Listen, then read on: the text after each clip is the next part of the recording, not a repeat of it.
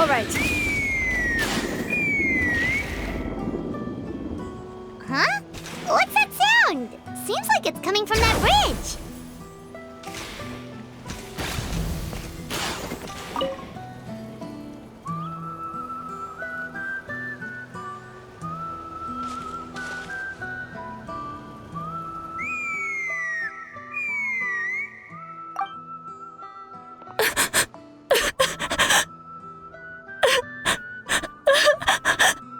Oh no!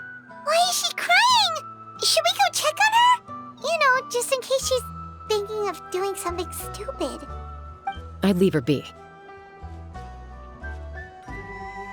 The warriors of the Flower Feather Clan are a proud bunch who never show their vulnerability in public, even if they've gone wingless. Oh, Chasca? Good to see you again, Traveler and Paimon. Before we carry on, let's get a little further away before Koyer notices us.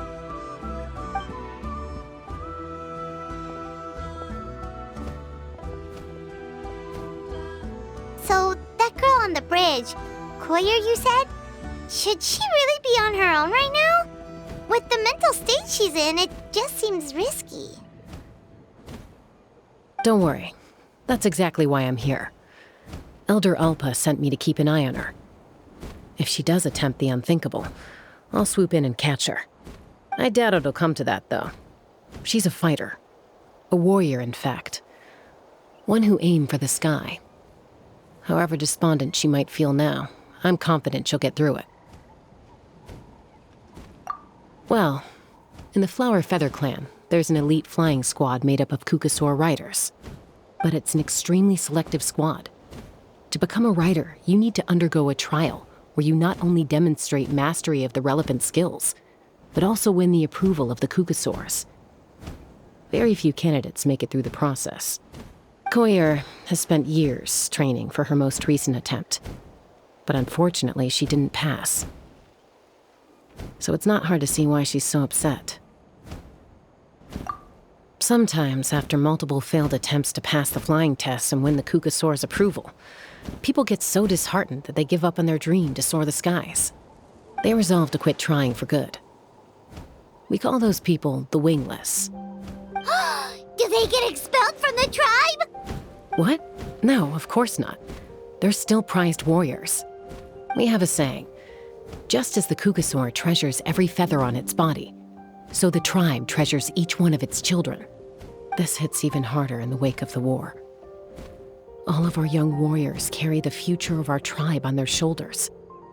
Besides, every Kukasaur falls from its nest before it learns to fly. It's practically a rite of passage.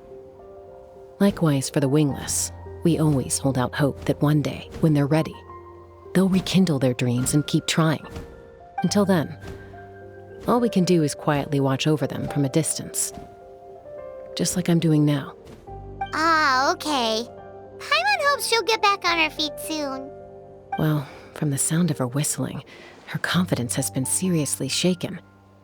No Kukasaur is going to respond to a call that sounds like that. Yeah, people from my tribe call to their Saurian companions by whistling or blowing a horn. So it sounds like Koyer was trying to summon a Kukasaur to practice her flying. But the Kukasaurs are an even prouder bunch than our warriors. They would never respond to a lackluster whistle like that. First she failed the trial, and now she's struggling to even summon a Kukasaur. That's only going to hurt her confidence further. And getting trapped in that vicious circle is the kind of thing that'll make people go wingless. Surely there must be something we can do to help. That's very kind of you. Koyer's flying skills are up to par, but mentally she's stuck in a rut. If she wants to return to the sky, she has to overcome that for herself. I'm going to lay low nearby, just in case she takes a turn for the worse. Let me give you a tour around the tribe once this is all over.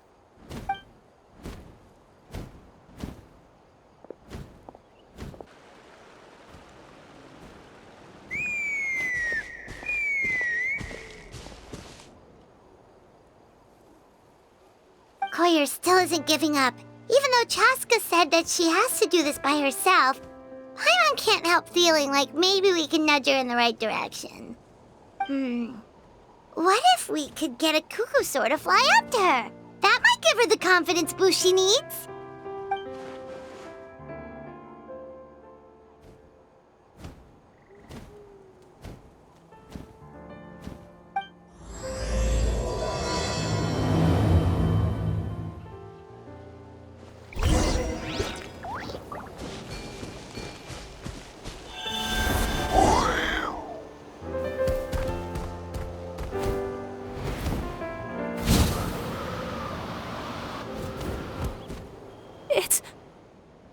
It's a cuckoosaur! Oh my gosh! Is this really happening? I did it! I summoned one! I was beginning to think you'd all given up on me completely. Thank you. Oh, thank you.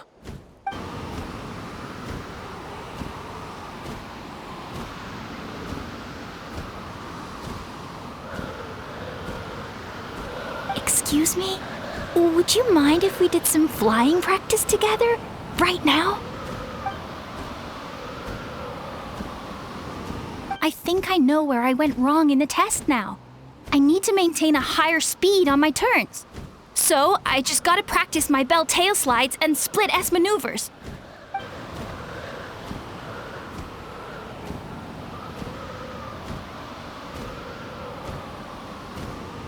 Also, I really want to try some stall turns and cobra maneuvers.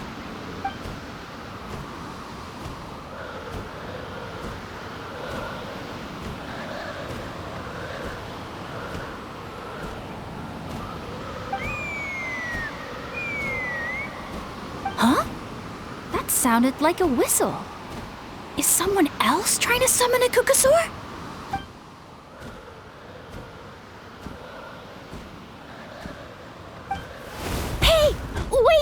Wait!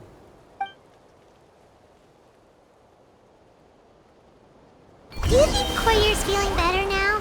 Let's go back to that bridge and check.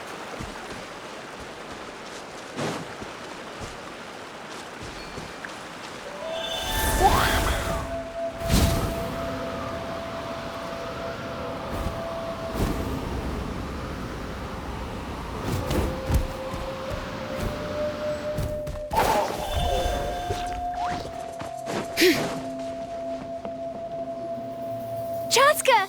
I summoned a cuckoosaur! They do still respond to me after all! Although, unfortunately, someone else summoned it away again before I had a chance to go for a flight. Oh, really? That is unfortunate. But if you can do it once, you can do it again. Keep at it, and you'll pass the trial eventually. You're right. You know, I almost thought about giving up, but I'm glad I didn't. Hey, Chasca, how's Koyer doing? Huh? Who are you? And how do you know my name? These are my, friends. The Traveler and Paimon. You came up in conversation the other day because I was telling them about up-and-coming warriors in our tribe. Oh, the Traveler, huh? So that's you. What do you mean up-and-coming? I'm closer to being wingless than I am to passing the trial. Anyway, we haven't met before, have we? You look so familiar somehow. Maybe you saw him in the stadium? Or anywhere, really.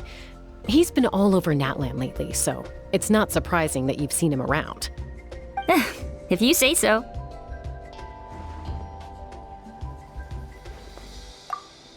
Koyer, Chasca.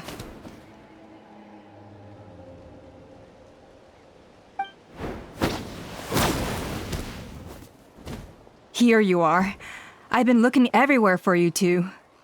Oh, Elder Alpa! What's the matter? I thought I should tell you myself. We're going to redo the flying trials. Redo them? How come? This is so unexpected. And I can't believe you came out here just to tell us that in person. It's embarrassing to admit, but due to time constraints, we didn't do a proper inspection of the arena before the last round of trials began. Then we started to notice many candidates performing worse than expected.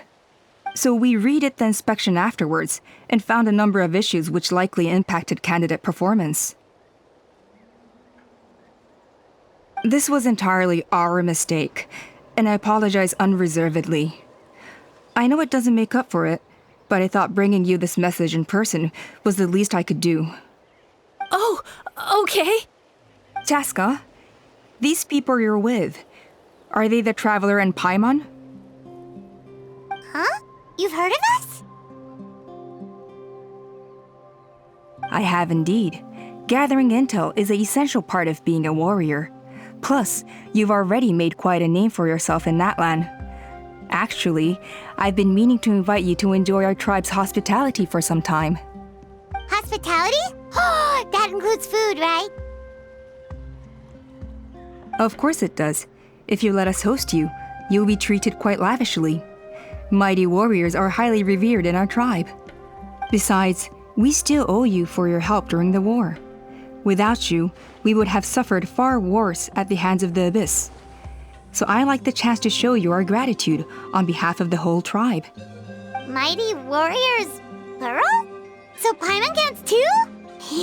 Paimon's starting to like you a lot. That should go without saying. Your flying skills are the envy of our tribe.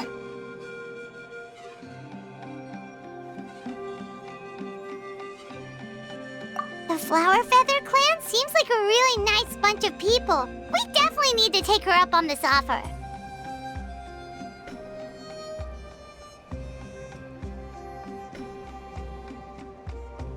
Well, I'd love to stay, but I'm afraid I still have to inform the other candidates about the retrials. With our younger generation's future on the line, there's no time to lose. Wait, Elder Alpa! Let me help! The sooner everyone gets the news, the better! Very well. In that case, Chasca, could I leave you to entertain our guests? Sure thing. Okay. Let's meet by the Obsidian Totem Pole later. Koyer, let's get going. Okay.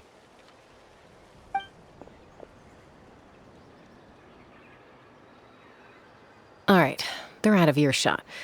I'm just gonna come out and ask. That Kukasaur who responded to Koyer's call, that was your doing, wasn't it?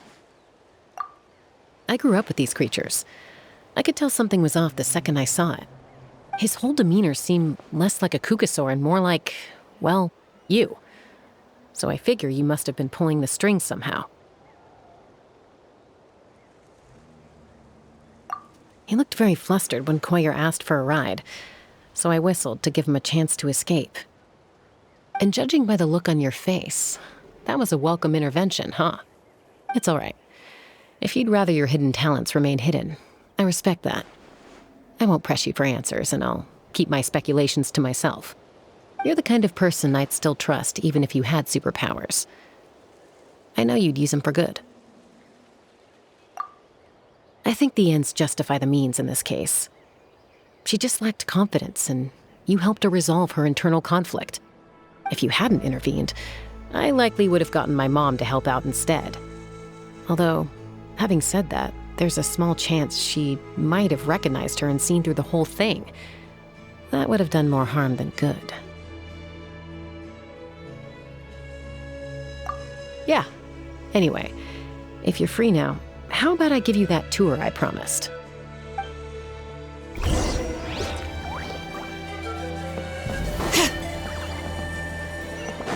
Bring it!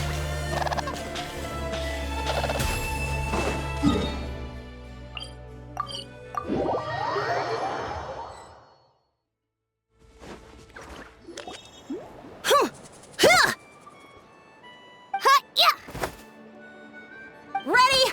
I'm gonna get you! Uh-oh. Are they fighting? Should we try and break them up?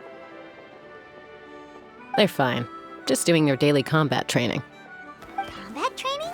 A little young for that, aren't they? Not to us. We're a tribe of warriors. In ancient times, we were the most elite troops in the nation, responsible for patrolling and defending all of Natlan. And even though times have changed, we've kept our martial spirit alive. Hey, is that Chasca? Chasca! You're back! Oh, can you come train with us? Now's not a good time, I'm afraid. I'm showing the Traveler and Paimon around. Maybe next time. The Traveler and Paimon? Wait, you mean that legendary warrior and legendary flying expert? Legendary? Yep, that's us, alright. Awesome. It's so cool that you can fly without having to ride a cuckoosaur. Even Chasca could only do that for short distances. Mr. Traveler, can you teach me some cool sword tricks? Oh, Mr. Traveler! My family shop makes the best volcano cake! You gotta try it! Let's behave ourselves, everyone. These people are here as our guests. They're going to meet Elder Alpa in a few minutes anyway. Kotini, instead of being jealous of other people's talents, why not work on developing your own? Kapak, there's no point in trying any cool sword tricks until you've mastered the basics. Have you done all your sword drills today? And Yatlan, easy does it, okay? Not every conversation has to turn into you plugging the family business. Okay.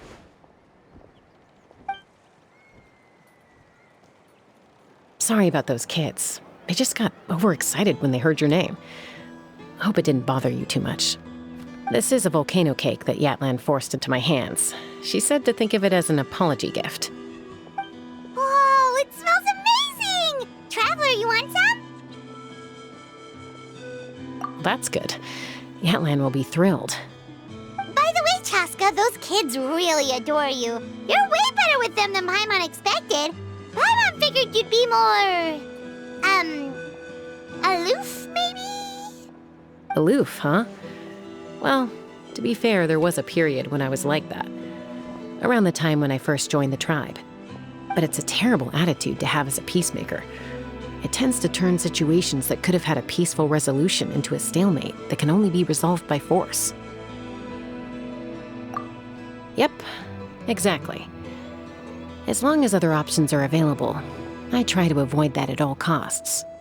Someone once told me that peace imposed by force will crumble in a matter of days. But peace achieved through genuine dialogue actually benefits both sides, even if sometimes the parties are only willing to negotiate because they're both armed to the teeth. That's true. Hey, Chasca! Uncle Cusco knows you're back, and he's coming to get you. Oh, thanks. Traveler, Paimon, got a dash. I'll meet you at the totem pole up ahead. You can't miss it. It sticks out like a sore thumb. Wait, are you running away? First rule of conflict resolution? Grab the fan and run before the you-know-what hits. Trust Chasca to make even running away sound cool. Sorry about this. Just stall him for me, okay? I'll explain everything later.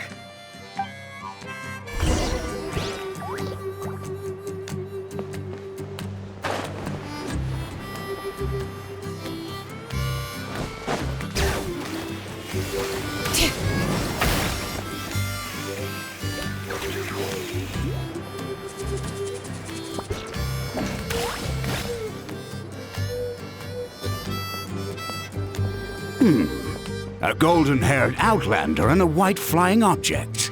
You must be the Traveler and Paimon. I heard Chasca was with you, but I suppose she's run away again, has she? Sorry, who are you? Who am I? Only her father. She's supposed to go for a checkup every 3 months to see how her abyss condition is doing. We both agreed on it. But she's already missed 3 checkups this year. That's 3 out of 4.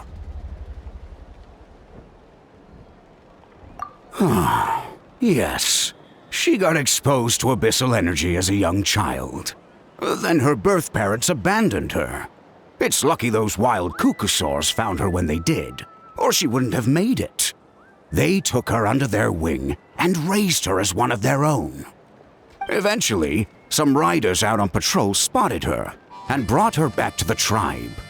But she was practically feral at that point. The moment you took your eyes off her, she'd be getting herself into a fight, or she'd run away to be with the Saurians.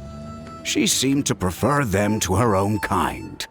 She might as well have been a Saurian in human form. That must be the aloof period she mentioned, right? We later discovered that her exposure to the abyss had planted seeds of conflict in her heart. So, we started trying to bring it under control. But ultimately, she's the only one who can control it. Anyway, she's much more human these days.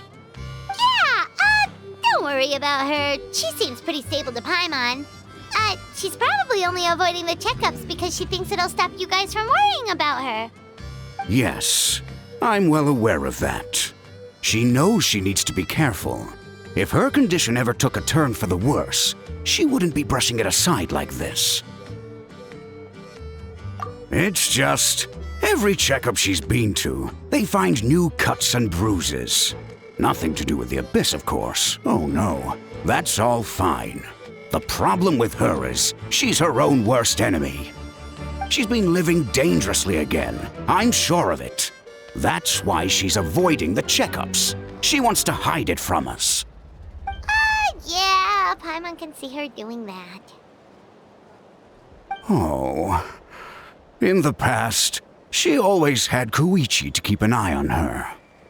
Now Koichi's gone, and I don't want to lose another daughter.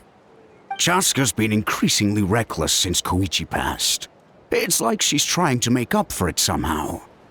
Next time you see her, please tell her to be careful for me. Even if she doesn't want to hear it. If she doesn't want to do these checkups anymore, that's fine. I just want her to stop putting herself in harm's way.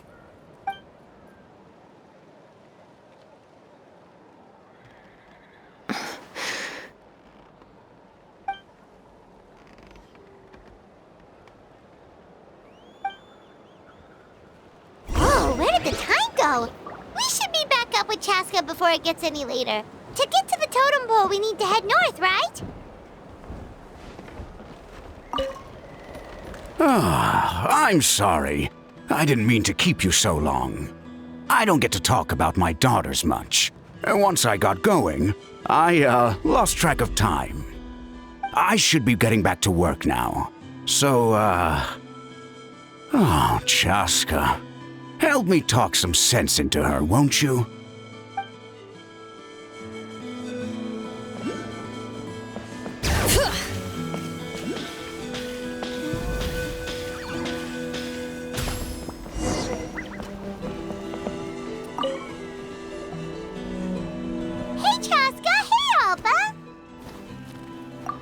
It's all right.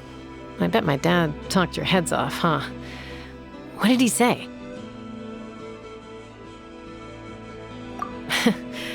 I was sometimes a little impulsive back then. That's putting it mildly. The memories. It feels like it was only yesterday when we brought you back and had Cusco and his family take you in. Back then, no one imagined this feral child would grow up to be the strongest warrior of the Flower Feather clan. Huh? You were the one that brought Chasca back to the tribe? That's right. Elder Alpa was already a veteran rider by then. She spotted me while patrolling from the skies and tracked down my Kukasaur mom. Mom agreed it was time I tried to re-enter human society. But I didn't know the first thing about being civilized. I clashed with everyone who had to deal with me. And look at you now, renowned throughout the land as a peacemaker. How time flies. When the day comes that I can't fly anymore, it will be up to you to look after our tribe and our flying squad. You know me, though. I'm not a natural commander. I'm better off as a lone wolf on the front line. So stick it out at least a few more years, okay? Give Koyer and the others time to come into their own. Oh, stop. Wait, so isn't the leader just the strongest warrior in the tribe? At least Paimon figured that's how your tribe would work. Strength is certainly a core tenet in the Flower Feather clan. But strength means far more than martial prowess alone. If it all came down to individual strength, I'd struggle to call myself a warrior, let alone a member of the flying squad. Any fighter in the tribe could take me down. Well, sorry to disappoint you. It was something I aspired to at one point. So much so that I went adventuring in the Cinder City, Natlan, to try and prove myself. But it was foolish of me. I wasn't ready. I came back empty-handed and seriously injured. The fact that I survived was something, I suppose. But after that, I never seriously considered myself a strong fighter.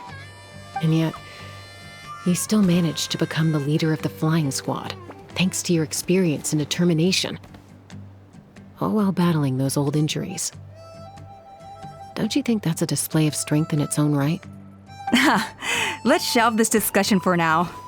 Traveler, Paimon, there are some simple refreshments on the table. Please help yourselves. Yes! Paimon was waiting for that part!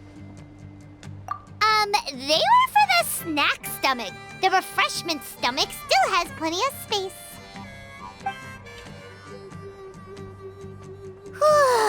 Paimon is so full.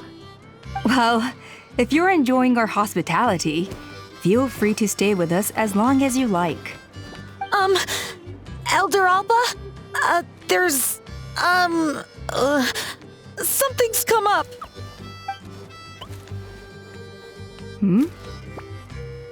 What happened? Is it serious? Shall I deal with it? It's...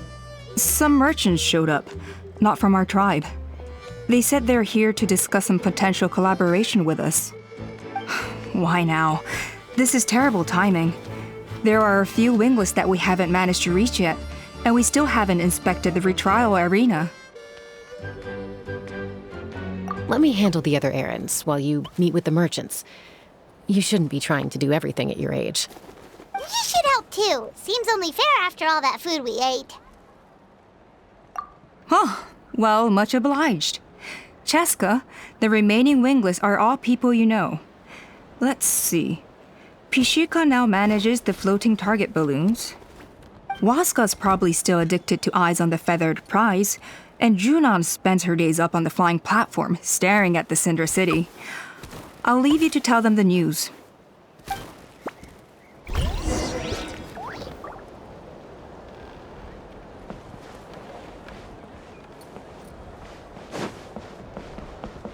Bring it!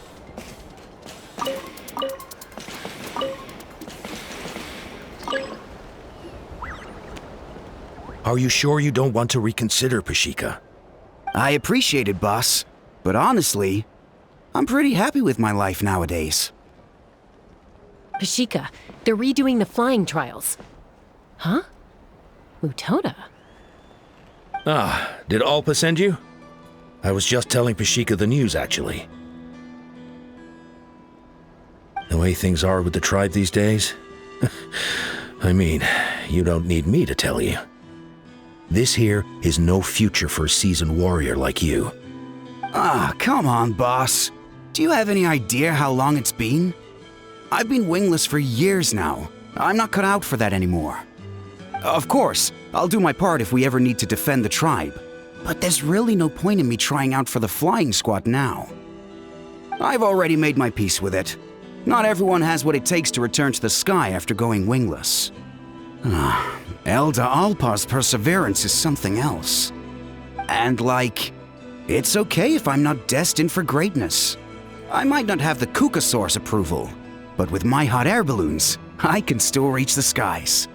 Handling these balloons every day, seeing how the customers react, the looks on their faces, that's enough for me. Finding something you love doing can be just as hard as passing the flying trial. It's worth holding on to. Fair enough. It's your choice. I won't force you. Oh, by the way, you should try taking a balloon ride if you've got the time. Once you've been up there for yourself, you'll see why I love it so much. No problem. If you ever want to give it a try, you know where to find me.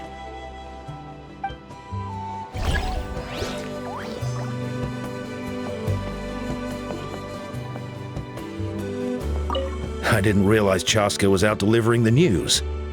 Looks like Alpa's finally learning how to delegate. Just go for it. A retrial? What's the point? I pretty much treat life like it's a game. No Kukasaur is ever going to approve of that, no matter how many times I try. Huascar, I can assure you, Kukasaurs wouldn't judge you for something like that. Well, they must be judging me for something. Maybe I lack fighting spirit, or just don't have the talent. Not everyone's a natural like you. Don't waste your time on me. You'll have better luck with the ones who still have their heads in the clouds. In the meantime, I think I'm going to treat myself to a few more games of Eyes on the Feathered Prize. Yeesh, there's wingless, then there's being a total lost cause. He used to be a fierce warrior, actually. But fighting spirit alone won't win you the Kukasaur's approval. Are all Kukasaurs so strict? The ones in floating target balloons and Eyes on the Feathered Prize seem pretty chilled out. It's one thing to hang out and have fun, but quite another to take to the skies with a human life on your back. Giving a ride to someone who's unqualified endangers not only the rider, but also the Kukasaur themselves. If the rider makes a mistake, they both suffer the consequences. So we have a mutual understanding with the Kukasaurs. If someone isn't up to standard, we have to reject them. Even if it means breaking their hearts.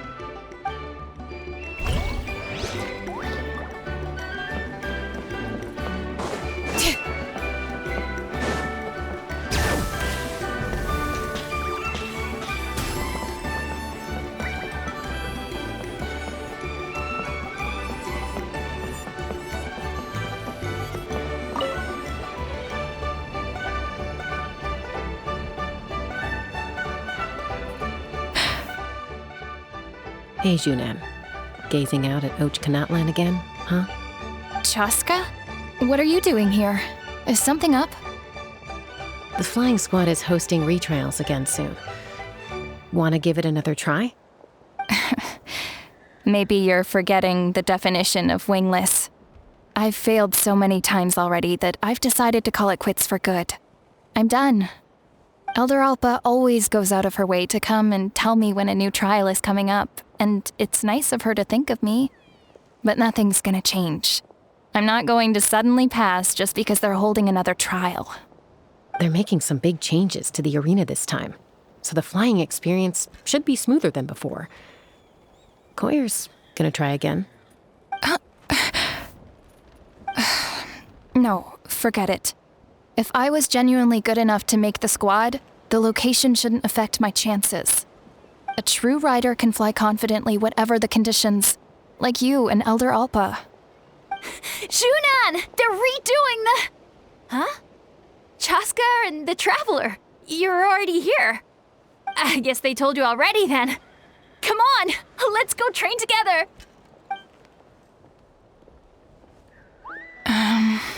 I'm gonna sit this one out. What? Why? But you've always looked up to Elder Alpa. She went wingless after her injury and spent years drifting, but even she came back and made it in the end. If she can do it, why can't you? I mean, I don't have that kind of perseverance. And besides, the last thing I want to do is fail in front of her yet again. Oh, come on. You know you don't need to worry about that.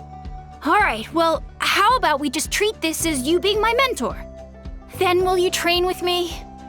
I mean...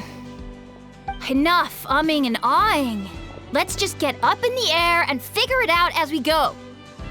Wait! Hold on, slow down. I can't keep up. Well, that's one way to do it. They've been best friends since they were kids. If anyone knows how to get Junan out of a rut, it's Koyer. You helped Koyer deal with her internal conflict, and now she's done the same for someone else. You know, people often talk about how one conflict leads to another and so on. But sometimes in life, things spiral in a good direction instead.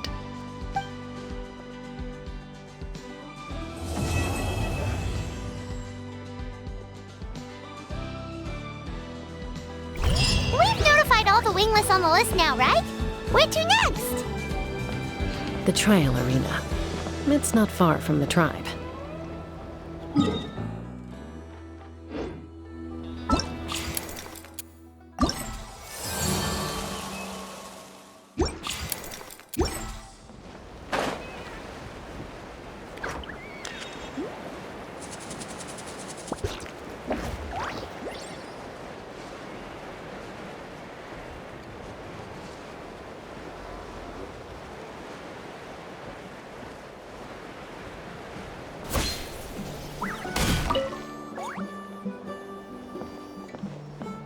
hey there, Chasca.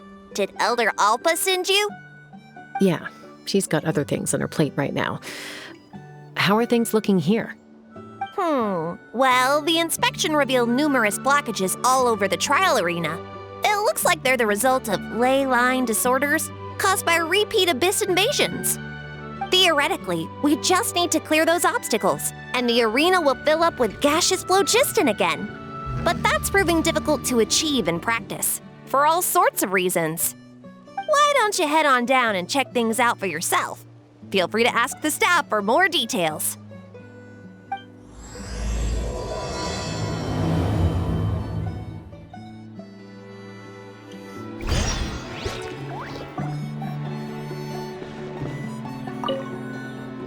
Why don't you head on down and check things out for...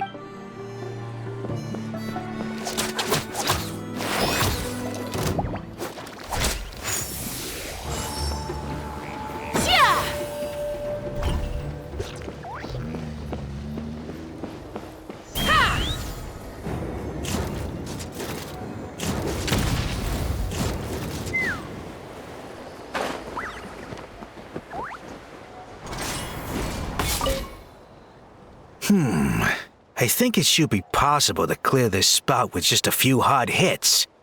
But there are signs of strange life in here. Meddling with it might be dangerous.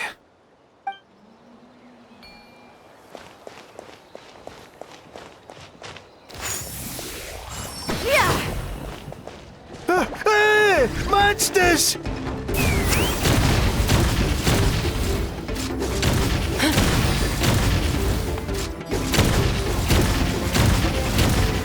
Coming in.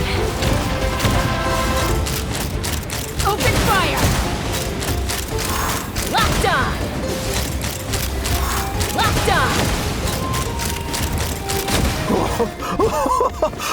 I thought I was done for.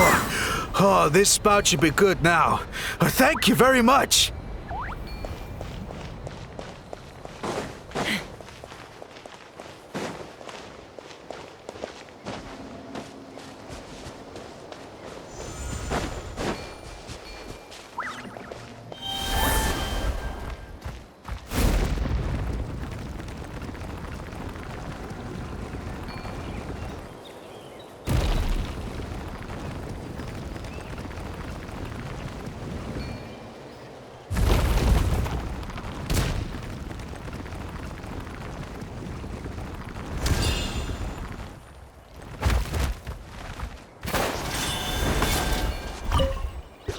How strange.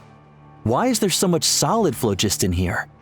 Well, could be from the Children of Echoes. Maybe it got swept up here due to the ley line disturbances? And I did see those strange markings on the cliff. I can't think of a way to resolve this. Short of going all the way to the Children of Echoes to borrow it to Petlisaur.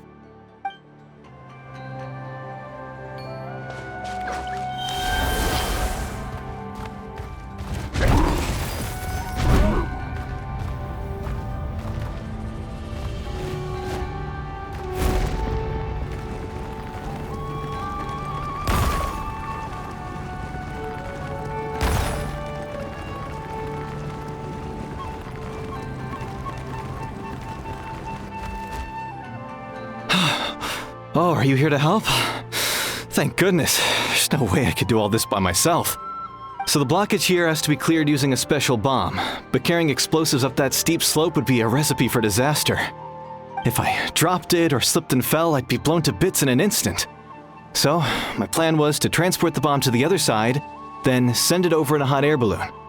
All I need now is for someone else to strike the balloon at the right moment, dropping the payload right on top of the spout, and problem solved. What do you think? Simple enough, right?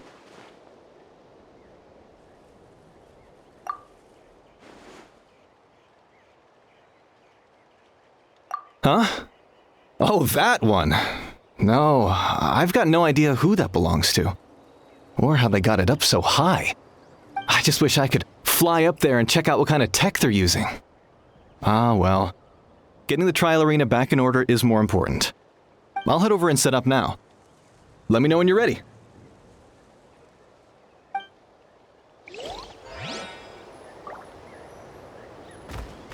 All right! Get ready!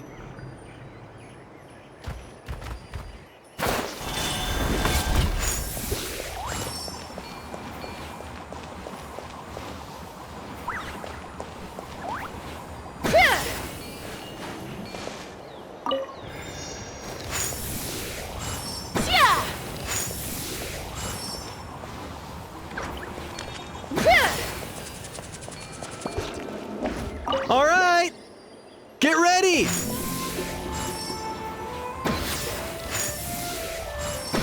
All right! Get ready!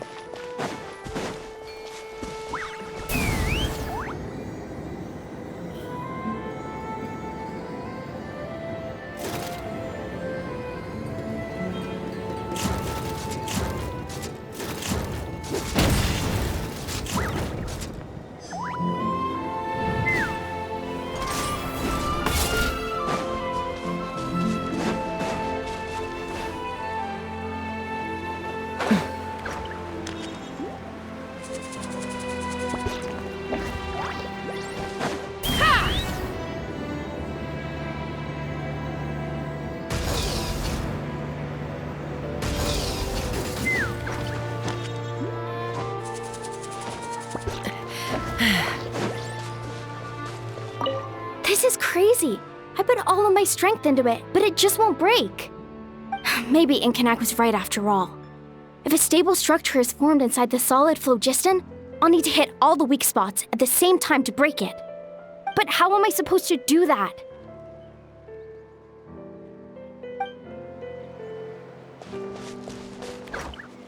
The gaseous phlogiston is being replenished. Looks like all the spouts have been unblocked. Let's head back up.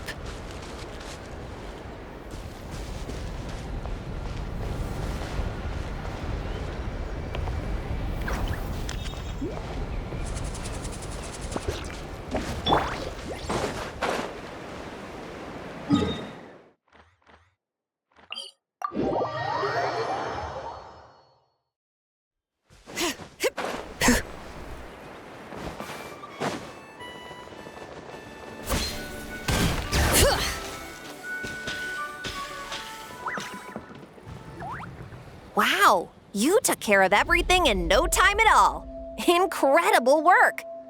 Now we just have to wait until the gaseous phlogiston is fully replenished. Then we can kick off the retrials.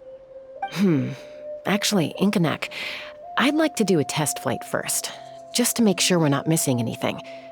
Could you arrange that for me? Huh? But you only just finished getting the arena ready. There could still be other hazards we're unaware of. All the more reason to have me test it out. Think of it as another inspection. I guess you're right. With your flying skills, you won't be in any serious danger, even if there are hazards we overlooked. The conditions in this area seem a little unstable, but a test flight is the only way to catch any lingering issues. All right, I'll get things set up for you. Just let me know when you're ready.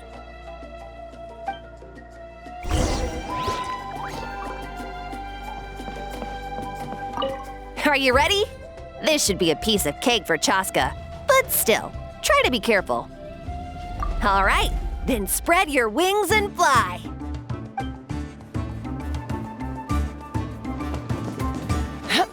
Let's fly.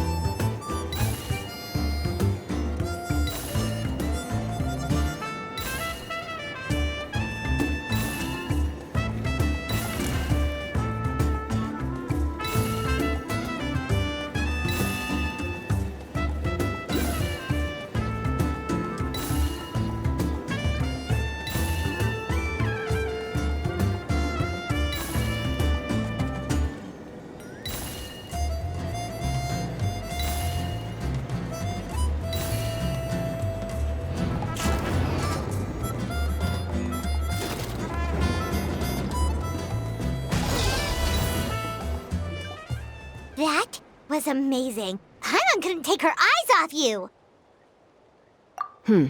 No, nothing major. Give it a few days, and we should be able to conduct the trials. Help!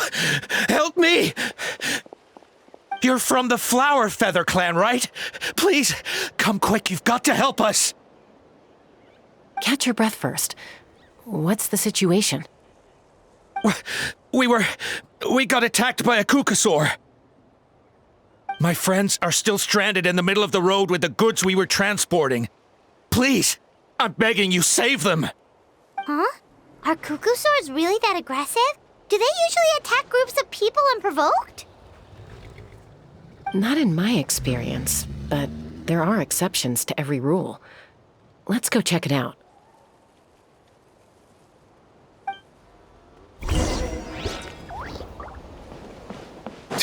All right.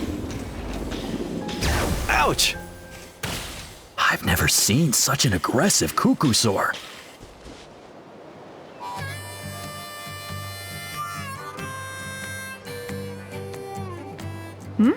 Chasca? Traveler? This is a surprise. Elder Alpa?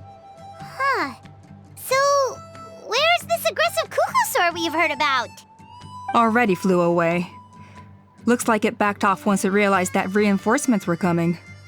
So why do you think it attacked these people in the first place? Was it after the food? No.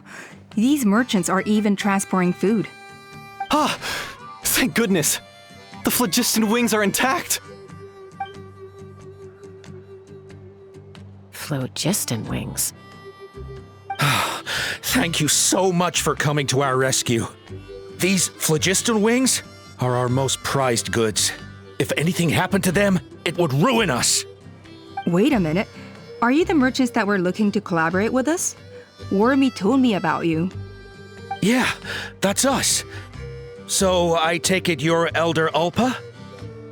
I am. You must be exhausted from your journey, not to mention shaking up from the attack. Let me bring you back to our tribe to rest. We can talk business after you've recovered. But Elder Alpa, what about the kukasaur attack? Well, our guests here weren't seriously injured, and their goods are intact. Perhaps that kukasaur was just having a bad day. There are so many of them around here. You'd expect something like this every once in a while. I don't think we need to pursue it any further. More importantly, how are the preparations for the flying trials going? Is everything in order over at the arena? Huh? Did you say flying trials? What a coincidence! Sounds like a perfect use case for our phlogiston wings. You'll be pleasantly surprised by what they can do. Oh, really? Now I'm intrigued. Well then, let's forget all about this kukasaur attack for now. We have some serious business to discuss.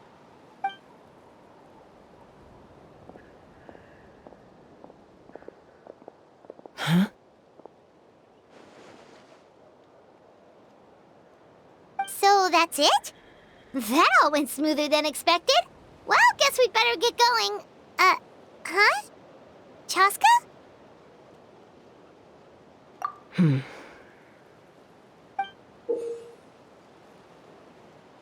A blood-stained feather.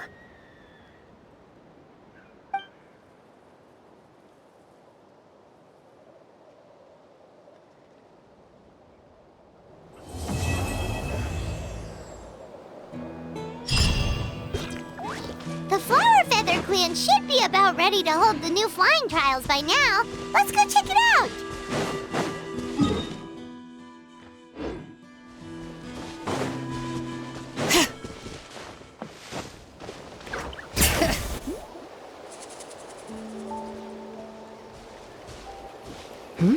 Ah, Traveler and Paimon. You came. Yep, and it looks like we made it just in time. Although, can't say the same for the kukusaurs. Bit of a low turnout, huh? Yeah, you'll see why soon enough. All right, get ready. 3, 2, 1, fly! Whoa! We're really flying! I feel light as a feather. flying without a Kukasaur! These phlogiston wings are awesome! What's going on? Paimon can barely believe her eyes. How did they fly all on their own? The merchants we ran into that day were selling a product called phlogiston wings. It's a flying machine worn on the back.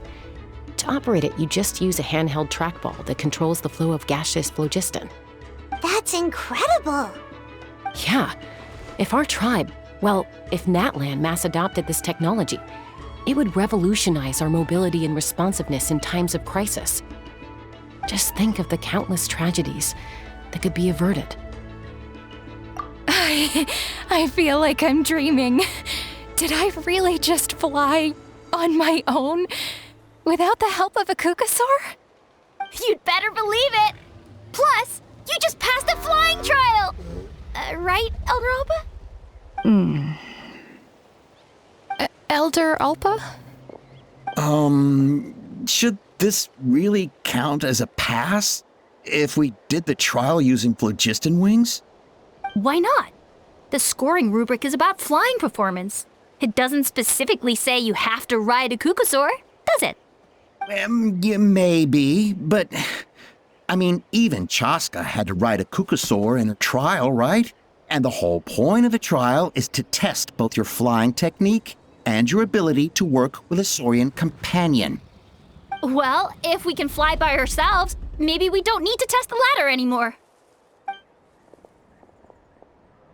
Chasca, Traveler, what are your thoughts on this new invention?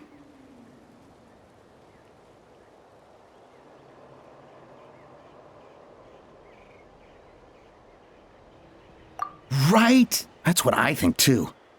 I agree that they have strategic value, but I don't think it makes any sense to evaluate candidates by the current testing standards if they're using phlogiston wings. Why? Shunan finally mustered the courage to go through with this, and now you're saying it doesn't count? We don't have any experience using these wings in battle, nor is it immediately obvious how to incorporate them into the existing systems in our tribe. Taking a longer-term perspective, I think we need to start by getting thoroughly acquainted with how these things work. Then we can develop a new trial format with new assessment criteria, tailored to candidates using the phlogiston wings. You all raise valid points. But Chasca, while your proposal sounds perfectly reasonable, it would probably take years to put it into practice. We lost so many people in that war. These phlogiston wings could be exactly what we need to strengthen our forces and boost morale in this trying time. And as for real-world battle experience, there will be plenty of opportunities to gain that. I have high hopes for you, Junon. Huh? Hey, stop staring into space! Say thank you! Thank you. Thank you, Elder Alpa. You have nothing to thank me for.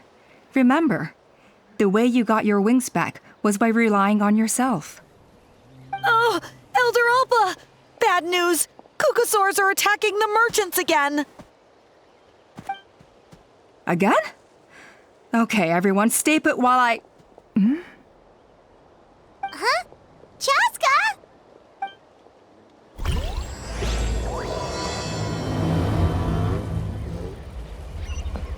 Why did Chasca rush off like that?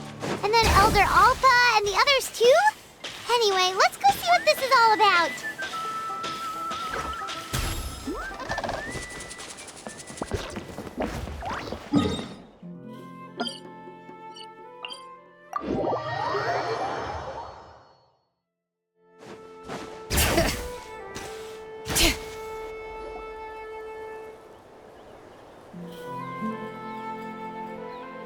Oh, it's back! It found us again! Run! Get out of here!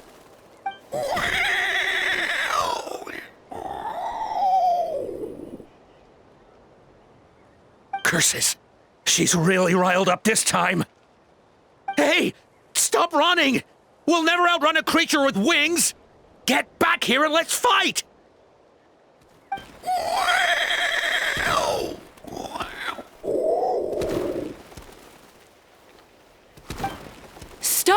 All of you! Chasca! Oh, wonderful! Quick, get rid of that thing!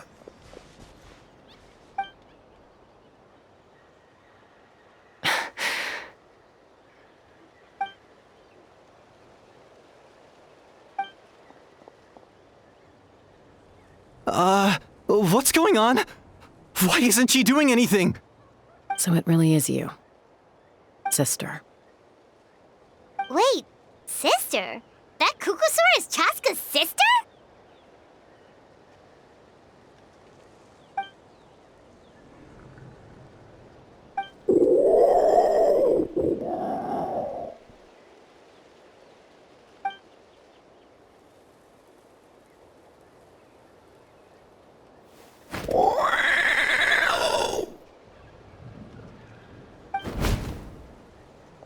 Koya, wait! Is Chasca gonna be okay? Should we go check on her? Is everyone all right? We're okay. No serious injuries. Thank goodness you all got here just in time.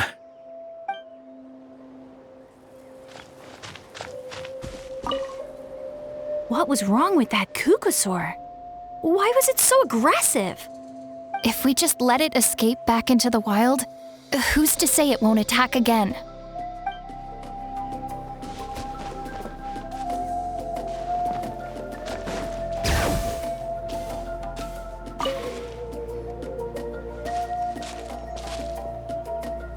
Chasca, are you okay? I'm fine. Sorry for making you worry. No point. She's an expert at hiding her tracks. Once she's shaken you off, you'll never catch up to her. At least, I always used to lose to her at hide-and-seek when we were kids. Well, yeah. You know I was raised by Kukusaurs. Anyway, she and I grew up in the nest together. Her name's Koya, and she's my big sister. We played together all the time, chasing each other through treetops or mountaintops. It felt like it would go on that way forever. Until the day I was sent back to live with the humans. Not all Kukusaurs are friendly towards people. Koya, for instance, she's fine with me because we grew up around each other, but she's not fond of other humans. When Mom decided to send me away, Koya strongly protested, and after I left, she became more and more reluctant to interact with humans. Maybe she thinks that humans stole you away from her. It's a possibility, but in any case, we still stayed best friends at first. I had a hard time adjusting to life in the tribe. So whenever something went wrong, I'd run off into the wild and vent to Koya. Ah, so that's what Uncle Cusco was talking about. He said you seemed to prefer hanging out with saurians to your own kind back then. Yeah, I did.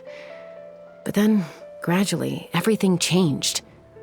With a new mom and dad, a new tribe, and Koichi, I started getting curious about these humans and made an effort to understand their behavior. The more time I spent with them, the less I spent with Koya. And then, one day, it was Koya's turn to leave the nest. She sought me out and asked if I was willing to leave the tribe and go live in the wilderness with her. As far as I can remember, that was the first time she ever approached a human settlement on purpose. So, how did you answer her? Well, I wouldn't be standing here talking to you if I'd said yes.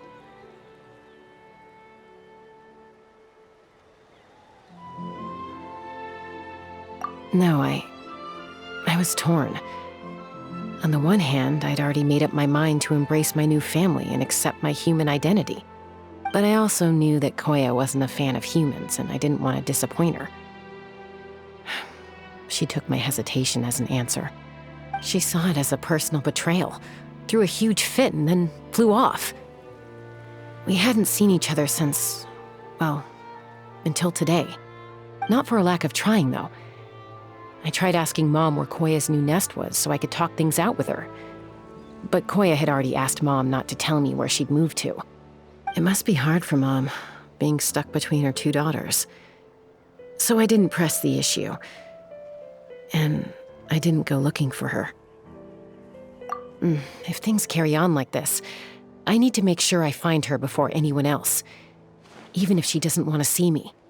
For now, let's bring the wounded back to the tribe, and see what Mutota and Elder Alba have in mind.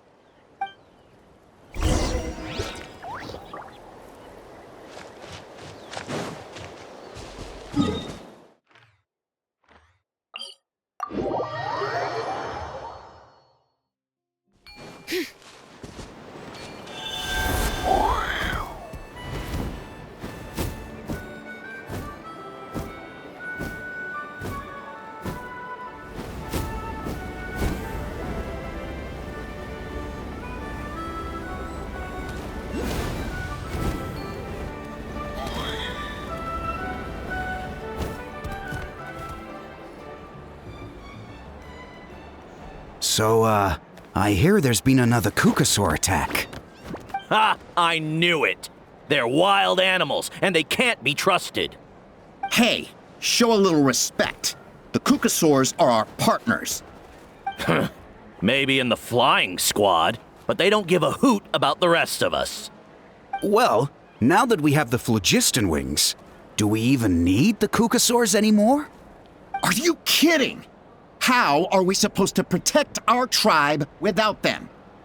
I didn't mean it like that. Huh? Protect our tribe? Or are you just scared that your precious flying squad will lose its prestigious position? You take that back!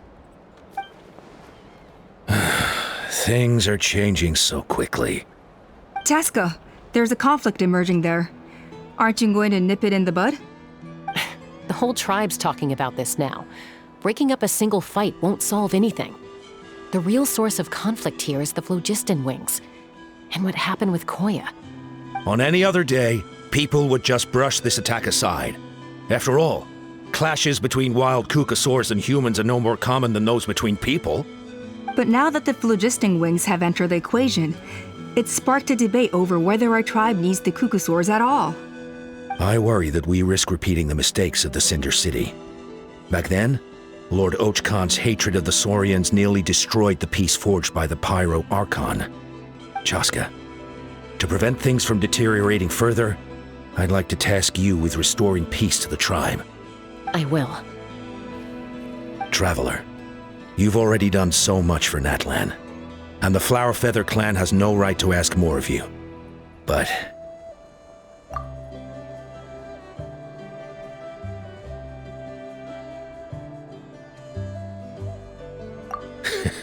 looks like I was making a mountain out of a molehill.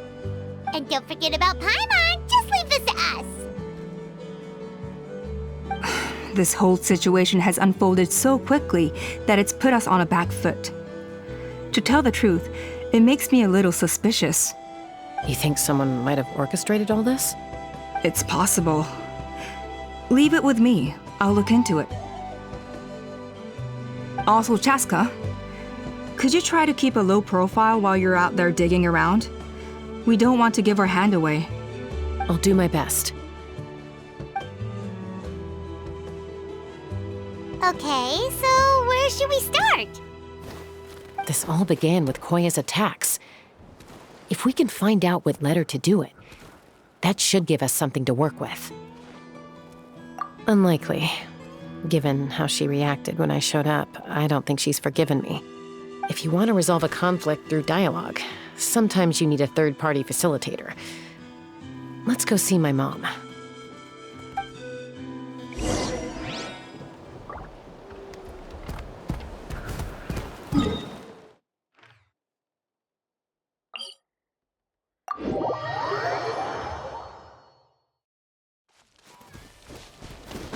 Bring it!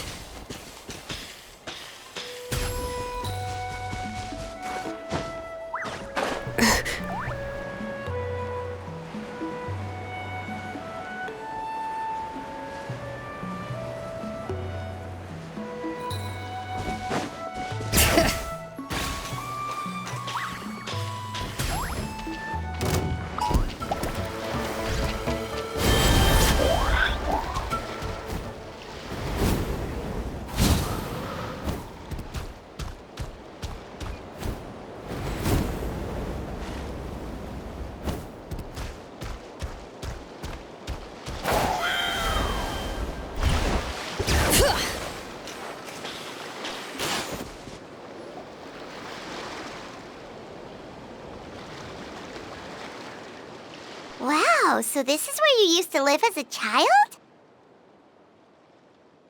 Mm-hmm. When I was little, we used to do this thing where I'd jump from the top of this tree, and Koya would fly over from the platform and catch me in midair. Or sometimes we'd both fly from the treetop together, and then after some aerial maneuvering, she'd throw me up onto that platform. After we got a bit older, we went to the nearby shores looking for even greater heights. Ah! Stop! You're gonna give Paimon a heart attack! Oh, really? I just thought it made a fun story. Then I'll share more with you when there's time. Anyway, back to the matter at hand.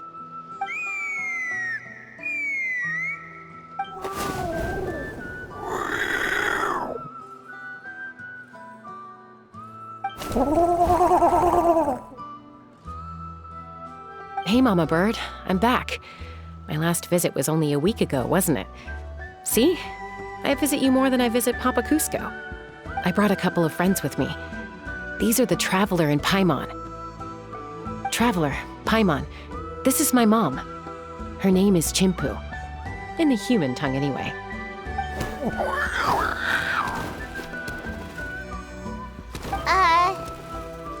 Hi! No, not really. I don't speak it as such, but I can sort of get the gist. Although only with Mom and Koya, since I spent my formative years with them. Even then, it's basically a best guess based on their sounds, body language, and expressions. Seems to work about 9 times out of 10, anyway. As for whether Mom understands me, I can't always tell. But somehow we still manage to communicate. Call it the family bond, I guess.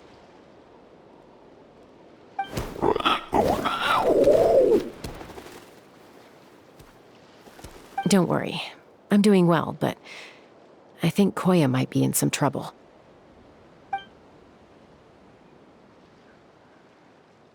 I know she's never been a fan of humans, but she's never deliberately attacked them before either.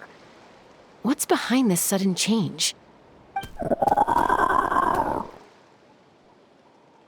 Does, Auntie Chimpu know anything? Doesn't look like it. Koya hasn't visited her in a long time. Then, could you please tell me where she's living nowadays? I really need to talk to her. If this animosity between her and the tribe continues, then the next time there's an incident, I don't know if I'll make it there in time.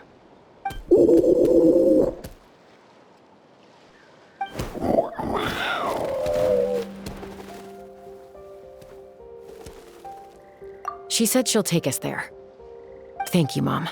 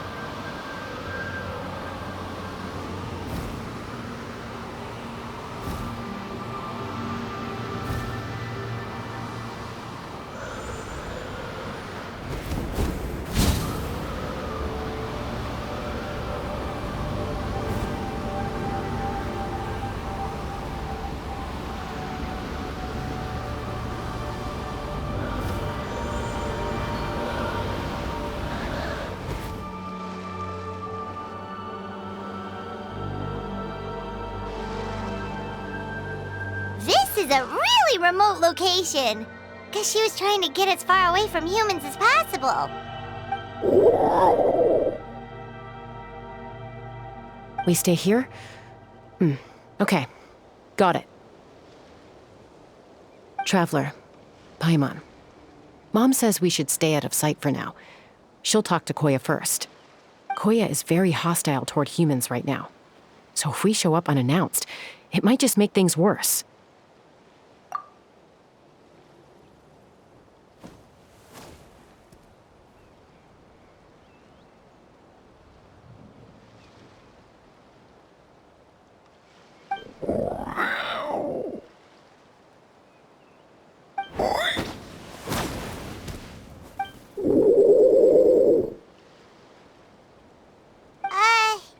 Any idea what they're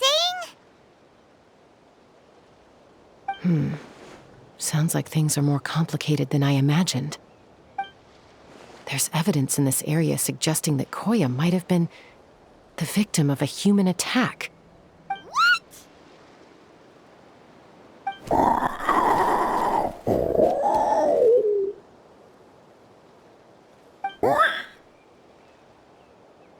No! It's Chime, Koya's child. The attackers kidnapped her. They came over the sea, under the cover of night, and they took Chime. What the heck? Who would do such a thing? I searched day and night, and finally found them.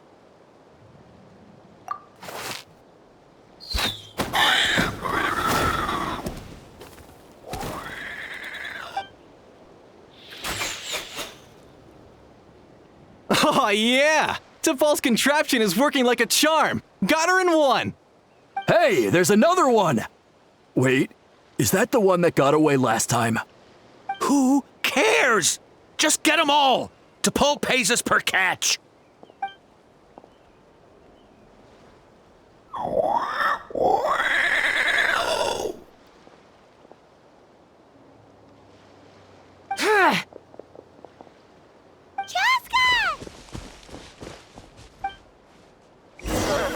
Chasca? How do you get here? Quick, stop her! Don't you even think about running away!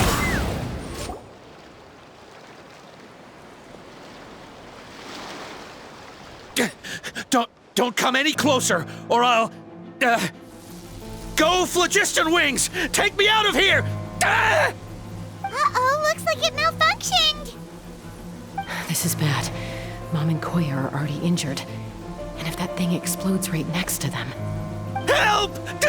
Elemental energy suppresses it! Please, someone! Get back!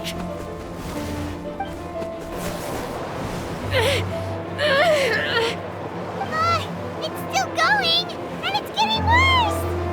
Guess we need a more permanent solution. All right then.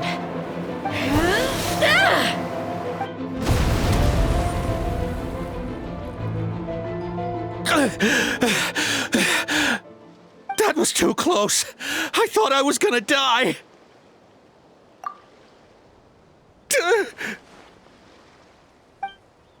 Answer us honestly.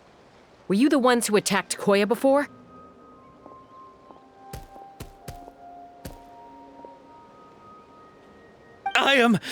No, it was...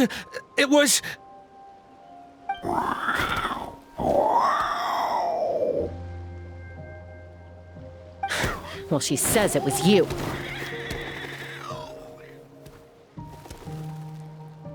Just tell me, who sent you here?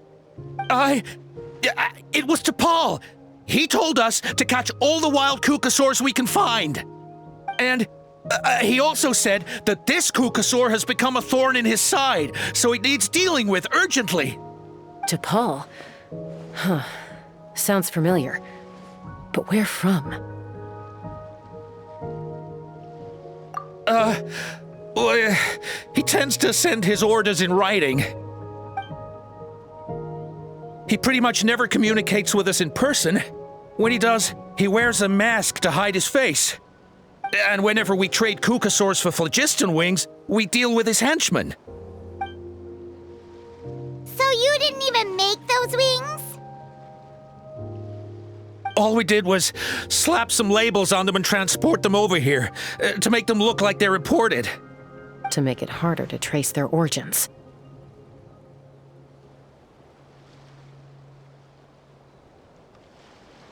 I don't know, honest! Well, that's mighty convenient, huh? What about if I held a gun to your head? Would that change your answer? No need. I'm sorry. I'll tell you everything I know. T'Pol doesn't tell us much, but he always stresses that he wants them alive. So that gives us some clues. This is just a best guess, of course, but we suspect that the gaseous phlogiston stored in the trackballs is drawn directly from the Kukasaurs. What?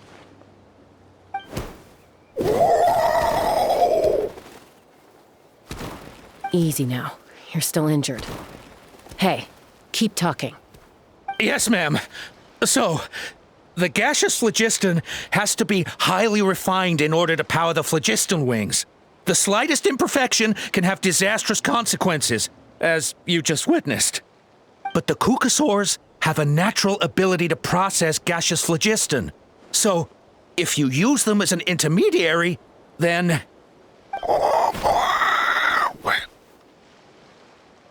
That's enough. So the Kukasaurs you took, where are they now? T'Pol should have them. But no one knows where he's based, apart from him and his henchmen.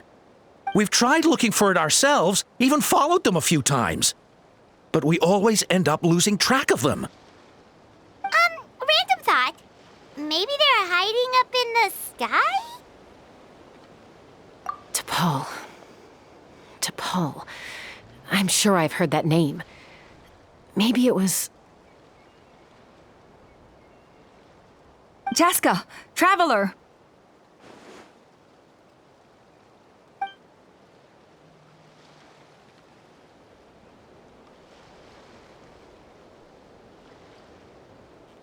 That voice! It's Alpa!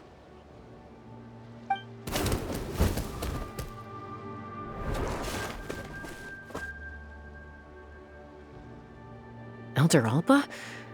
What brings you all the way out here? Well, I was patrolling nearby when I heard the sound of an explosion. What's going on?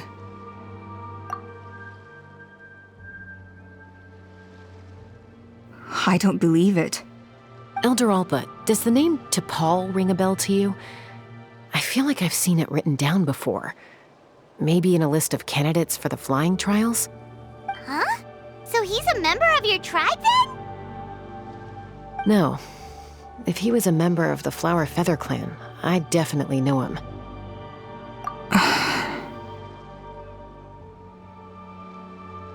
Now that you mention it, I do remember a young man from outside our tribe who came to participate in our flying trials once.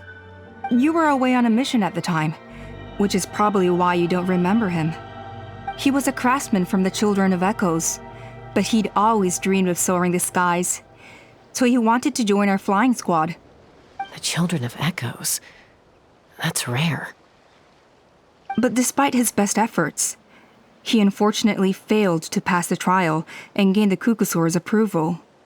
In the end, he went wingless and returned dejected to the Children of Echoes. Wingless, huh? Maybe he invented the phlogiston wings to get revenge on the Kukasaurs. Perhaps. Or maybe it's simply his way of dealing with his regrets over his past flying endeavors. Either way, it doesn't excuse his abuse of the Kukasaurs. I'm gonna take these guys back and expose the truth to the tribe. It's time for this conflict to end. Easy, Chasca. Remember what I said about keeping a low profile? The ringleader still hasn't shown himself, and this man's allegation about powering the phlogiston wings with Kukasaurs is only speculation. Bringing these men to the tribe now won't win over any current supporters of the phlogiston wings. In fact, it may even escalate the conflict further. After all, many are mistrustful of the Kukasaurs after recent events. Is that why T'Pol waited until now to try to capture my sister? I don't know. I mean, He did tell us to spread negative rumors about the Kukasaurs and slip some Mora to anyone opposed to them, but... But Koya only attacked humans because they stole her child! Nevertheless, we will be hard-pressed to change people's minds while emotions are running high. Unless we have irrefutable evidence. Bravo! My thoughts exactly. In the meantime, leave these men with me. I'll escort them back to the tribe. I'll take the other members of their crew into custody too. They won't get another chance to stir up trouble. Fair enough. I guess finding T'Pol is gonna be the key to resolving this conflict. Let's hope the Children of Echoes have some info on him.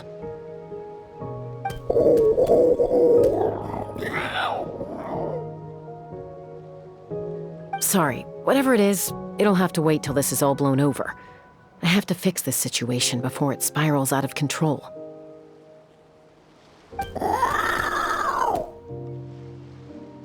Mom, sis, rest up and get well soon. I gotta fly.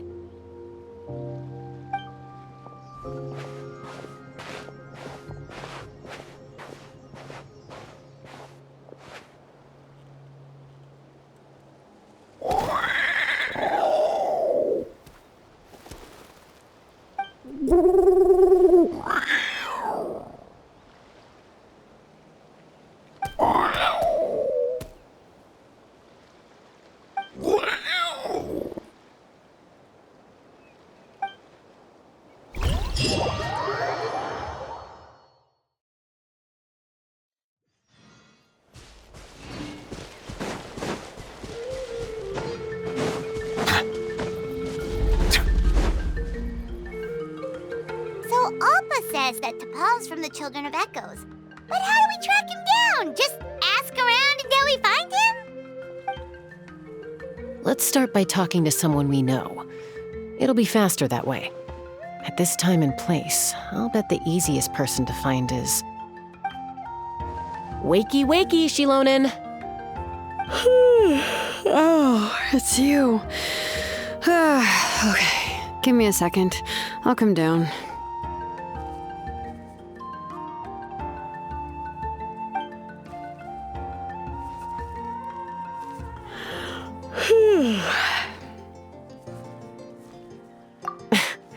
I climb trees to fly further and see farther. I don't usually stop for a nap. Well, we're not all like you. Always full of energy, even after flying around all day. Yeah. So, you've come all this way and interrupted my precious nap time. Might I inquire as to, why? I'm sorry, xilonen, but it couldn't wait. Does the name T'Pol mean anything to you? He's a craftsman, apparently. Huh. T'Pol. Yeah, that rings a bell. I think that's Puma's child. Nope, I'm afraid you're a few years too late. Why are you looking for him?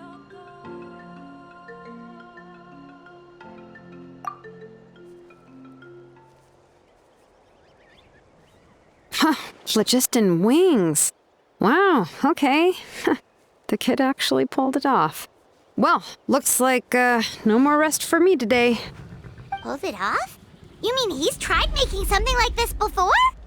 Yeah, he started trying to build a flying machine right after he got back from the Flower Feather clan. So right after he went wingless, then. Was this flying machine anything like the gun you made me? You mean your gun that's harder to tame than the proudest Kukasaur? No, he wanted to build something that allows anyone to fly freely, even if they're not naturally gifted. But he never got very far back then, though.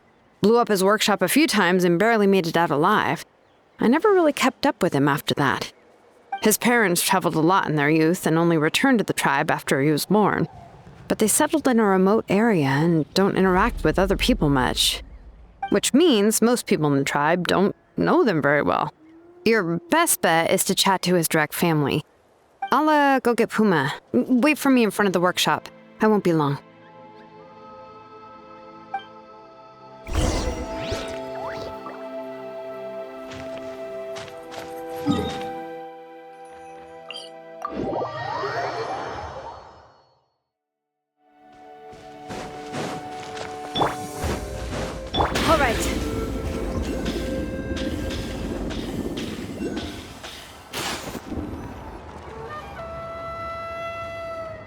Welcome back. Allow me to introduce T'Pol's mother, Puma. Hello, we're... Oh, save the pleasantries. I don't want to spend any longer talking about that boy than I have to. Huh? I disowned him long ago. He is no child of mine. All he cared about was his pipe dream of reaching the sky. Oh, we tried to talk sense into him, but he was obsessed. And then when he left us, he spouted some nonsense about building a workshop in the sky to avoid the constant criticism of us ground dwellers. He left his notebook behind. Whatever questions you have, you can look for them in there. I am done talking about him. He's no son of mine. He never called me Mom anyhow.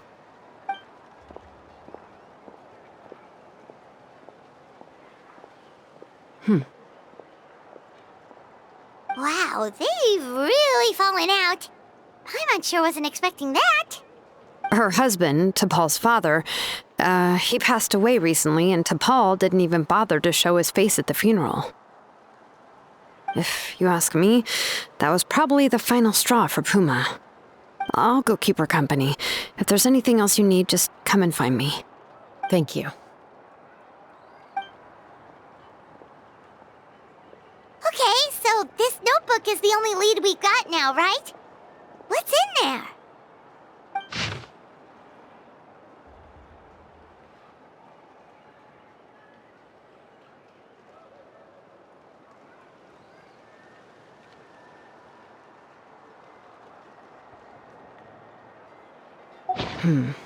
Some early designs for the phlogiston wings, and some theorizing about an airborne workshop. Natlan, the Cinder City. Looks like that's where he got his technological inspiration from. So, was he serious about the workshop in the sky? But that's such a big project for one person. Do we think he actually pulled it off? Oh, yes. The one from the trial arena that was super high up! That balloon has been there for a while, and everyone's been wondering how it got up there, but what if that's the wrong question? What if it started off even higher up, above the clouds and out of view, and it only descended to its current height due to some kind of malfunction? Part of T'Pol's workshop? Seems likely. If T'Pol's base had been hiding above the clouds this whole time, that would definitely explain why Isidore couldn't find it. I totally called it! But how do we get up there? Chasca, can you even fly that high? By myself? Possibly. But with a passenger, no chance. I doubt even phlogiston wings could take you up that high. At least, not without that relic T'Pol mentioned in his notebook. Yeah, and he's probably holding on to it. We'll have to find another way. Nope. That's way beyond Paimon's altitude. Also, would you really expect Paimon to go up there and take on T'Pol all by herself? Let's not worry. Just because we can't think of a solution doesn't mean no one else can. I'm not the only flying expert in my tribe, you know. Oh, good point. We should go ask Elder Alpa. And Mutoda. He was quite the flying ace back in the day, too. Let's head back and see what they suggest.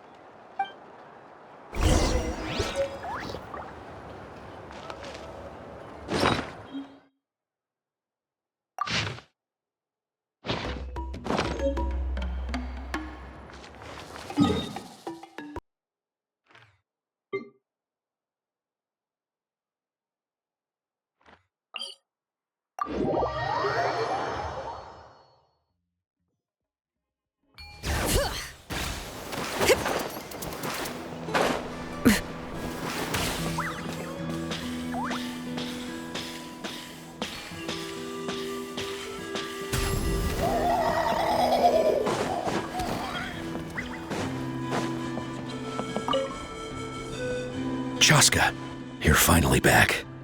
Things are getting really tense in the tribe. Have you made any headway with your investigation? Some people even think we arrested the merchants just to support the flying squad and crack down on the phlogiston wings. We found some promising leads, but there's a major obstacle standing between us and the irrefutable evidence we need. A relic from the Cinder City? So Ochkon's still managing to sow discord, even after all these years. An airborne workshop and a hot air balloon above the trial arena. And that's where you're trying to get to now? Neither phlogiston wings nor a Kukusaur can take you that high up. Do you really think that's where T'Pol is hiding? You know what? There might just be a way. Really? Do you still remember those spouts in the arena? When they were all blocked, the gaseous phlogiston was trapped and unable to flow. But now, it's flowing freely. If we were to block them up again... You mean all of them except the one at the very top of the arena? To build up the pressure there? Precisely. With all the gaseous phlogiston flowing through one spout, it would create a high-pressure wind current. And then we just ride it up into the sky! Yes, it has its risks, but with Chasca's abilities, I think she could manage it. It's an extremely risky approach, but I agree that it's feasible. If you want to give it a try, check with Inkanak at the trial grounds. She can explain how to block the spouts. Chasca, if anyone has a hope of seizing this evidence from the high heavens, it is you.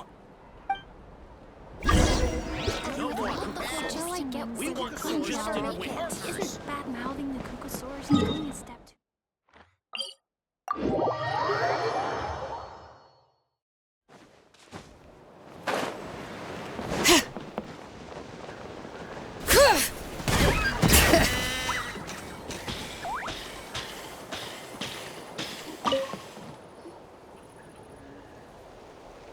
Goodness me, that is a very bold idea. Maybe so, but we have to act fast. What's the quickest way for us to block off the spouts? From a technical perspective, I'd have to advise taking some measurements and carefully planning this out first. But I'm guessing that's not what you want to hear.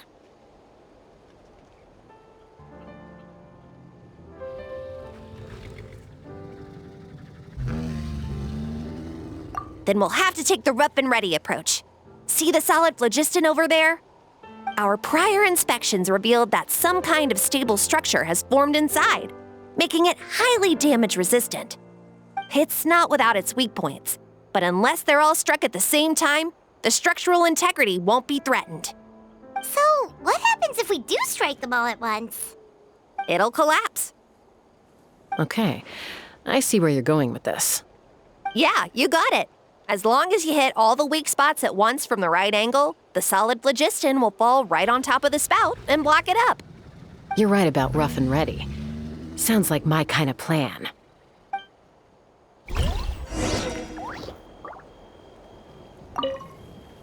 As long as you hit all the weak spots at once from the right angle, the solid phlogiston will fall right on top of the spout and block it up.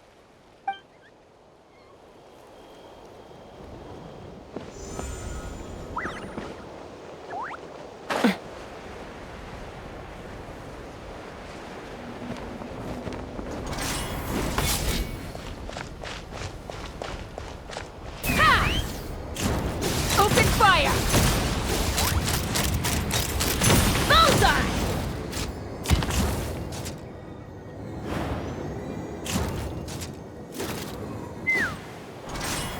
Yeah!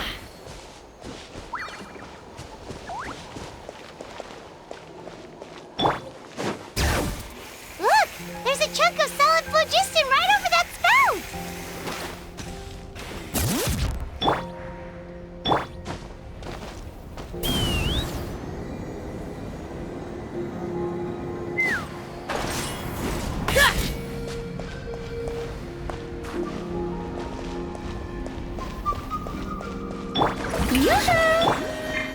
It's time to sleep.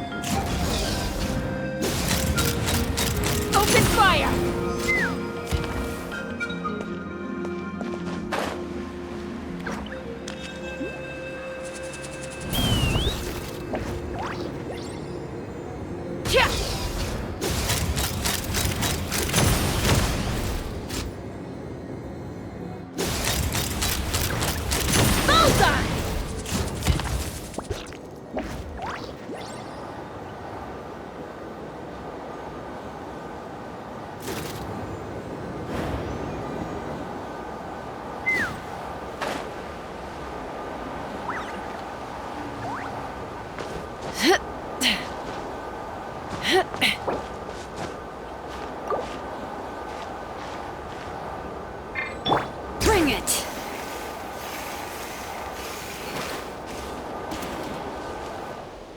It actually worked! But wait, how are Paimon and the Traveler supposed to get up there? Koya can give you a lift. She's actually been following us this whole time.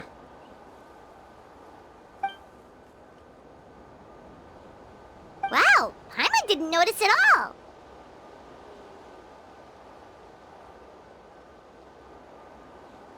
Well, probably because she didn't want to get too close to humans.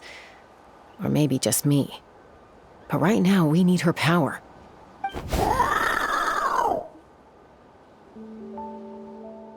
Whoa, you didn't even have to summon her.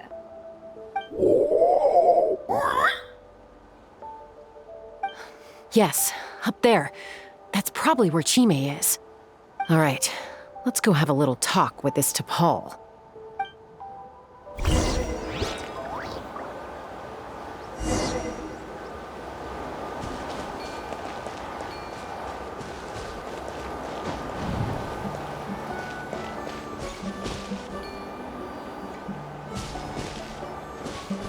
Let's fly.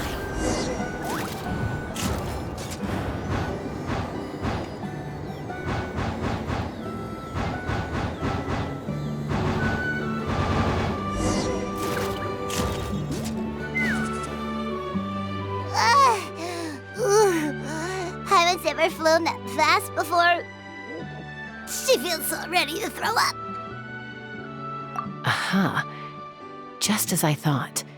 It might look like a regular hot air balloon from the outside, but up close, it's clearly been heavily remodeled. And sure enough, it only descended below the cloud line because the custom-built machinery malfunctioned. I should be able to figure it out with T'Pol's notebook. Thankfully, I know a little DIY from fixing up my guns when they're having issues. That should just about do it. Now all it needs is a nice hard kick. Maybe that works on your guns, but, huh? We're really moving!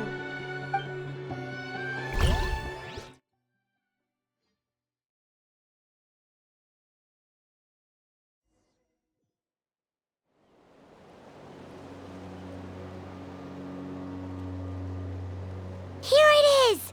The workshop in the sky! Oh, you gotta see it to believe it. Makes you wonder why T'Pol even bothers with phlogiston wings when he has tech like this. Well, according to the notebook, the platform beneath us runs on components from the Cinder City. Those can't be mass-produced. Also, I have some doubts about its mobility after seeing how it moved just now. For someone like T'Pol who dreams of flying freely, this definitely doesn't cut it. But if he's got that relic, he should be able to make a set of prototype wings for himself, right? Why bother making a whole flying workshop so he can mass-produce them?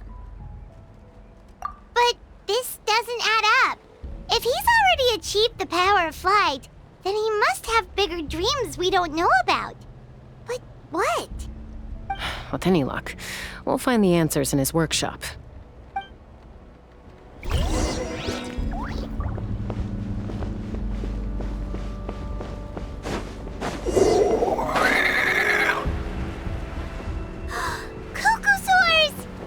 Like the merchants were right. T'Pol's using them for his own ends. I'll bet that mechanism on top of the cage opens the door. Let me give it a try.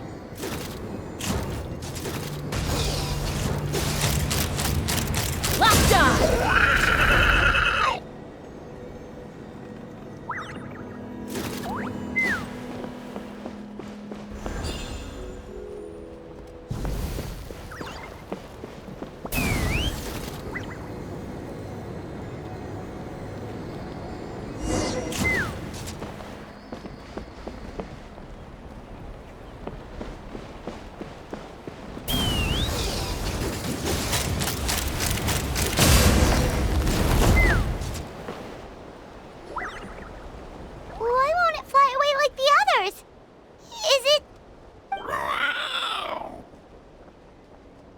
She's still breathing, but barely.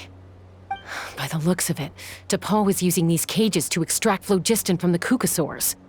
Once a kukasaur is drained of phlogiston, it becomes too weak to move. We'll have to come back for these ones after dealing with DePaul.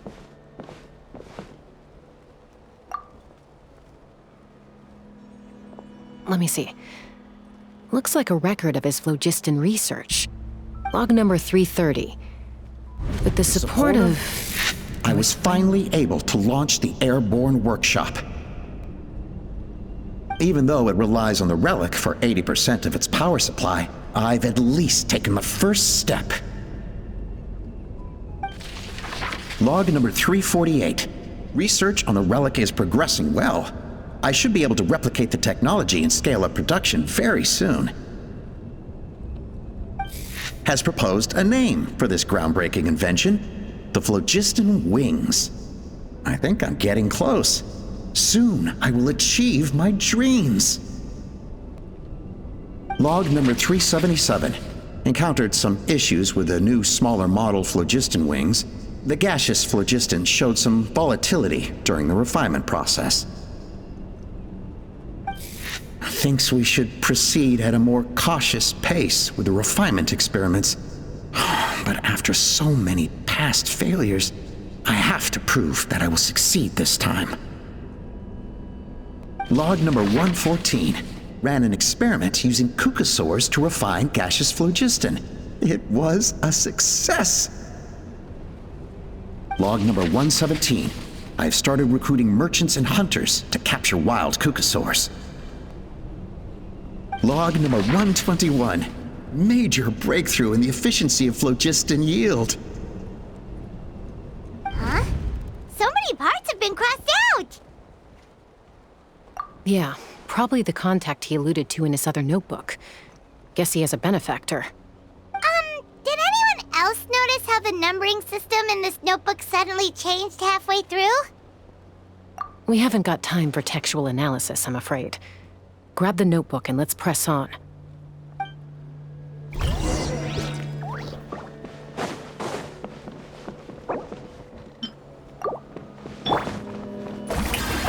Huh. Never seen one of these before. Looks like this was built with the Cinder City components, too. You're not thinking of giving it a nice hard kick, are you?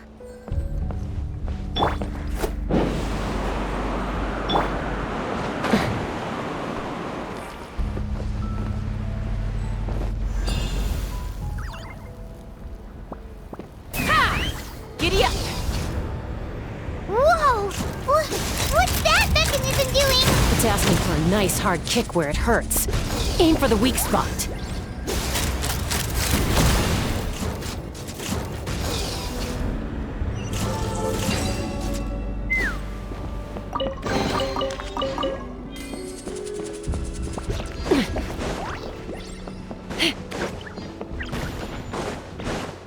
What are they doing here? It's T'Pol's henchman. He must have brought them here using the relic in his prototype wings. Watch out!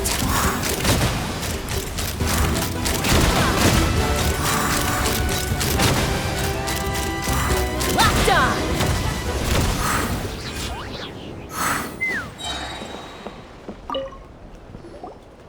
Hey, look here! More of T'Pol's notes!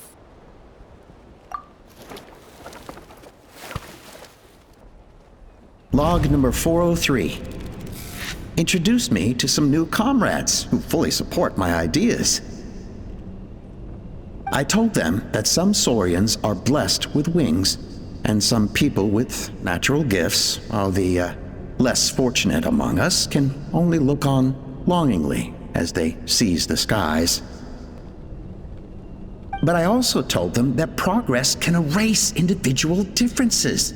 Think of the tools humanity has made to fight back against wild beasts. The law we have put in place to even the playing field between the strong and the weak. I promised them that our research will be the new frontier of human progress. With our phlogiston wings, the power of flight will no longer be for a select few to enjoy. Imagine a world where the skies are for all to share. I only hope that when we finally achieve this goal, will be proud of me. Imagine a world where the skies are for all to share. Yes, what a wonderful world that would be. If only it were possible. We could respond faster, and so many tragedies could be prevented. But DePaul, what about the saurians you're draining dry of phlogiston? You're not sharing the sky, you're stealing it!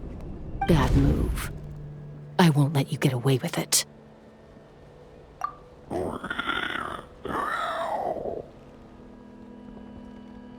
I'm fine. Let's keep moving. I don't think we'll find anything else here.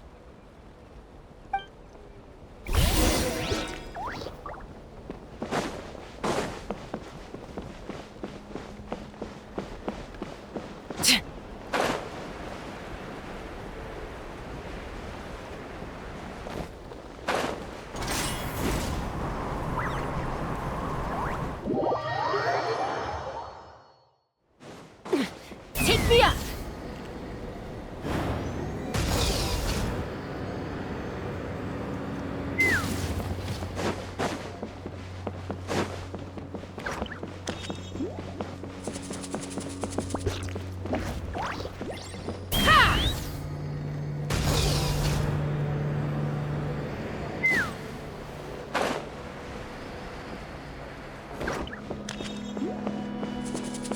Take me up! Open fire!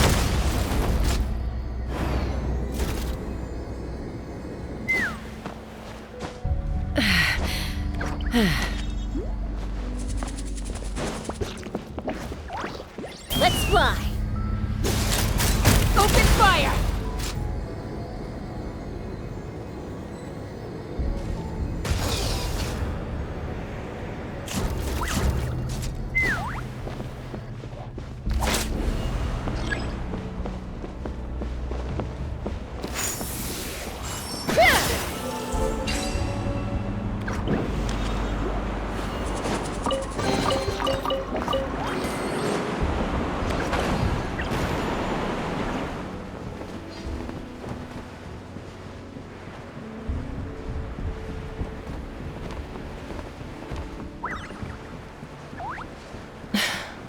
I can't believe he captured so many Kukasaurs. But right now, we have to focus on solving this problem at the source.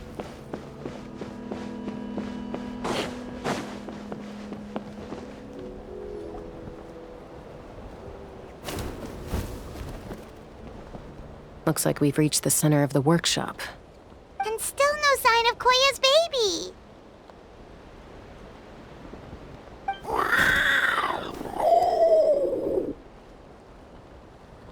Let's search this area for now. If we still can't find Chime, we'll double back.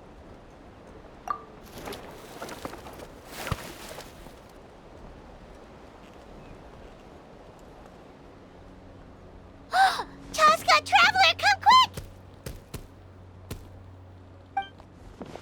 What is it? Did you find Chime? Not yet, but look! It's another one of T'Pol's notebooks! All right.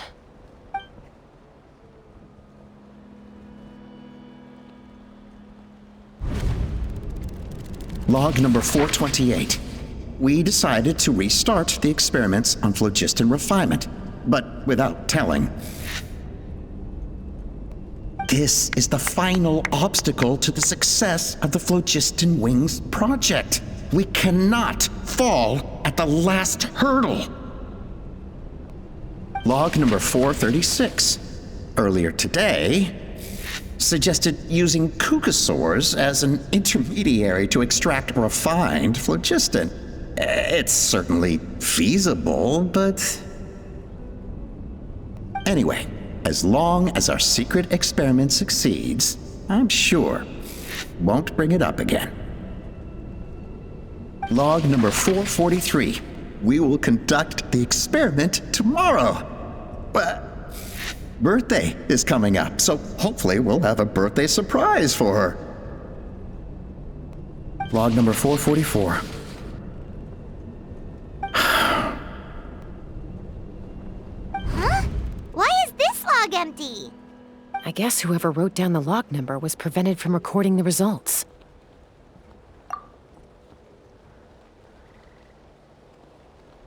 Log number 0.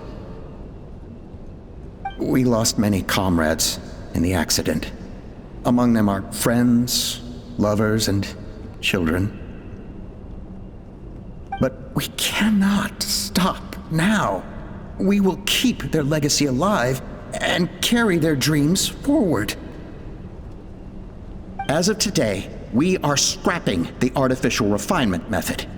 Instead, we will focus all our efforts on phlogiston extraction from live cucosaurs. They are arrogant beasts whose existence in the wild serves no one but themselves. Their true worth lies in their sacrifice for the sake of human progress. To facilitate our operations, we will gradually move the airborne workshop closer to the Flower Feather clan, even as we continue to expand it. All this we do to create a world where the skies are for all of humanity to share.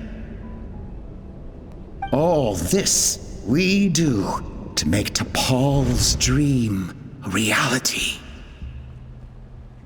Given the way this is written, not to mention the fact that the numbering has started over from 0, it kinda sounds like this is someone new. Does that mean that T'Pol's already... There's also a letter tucked in the end of the notebook. It's from Puma.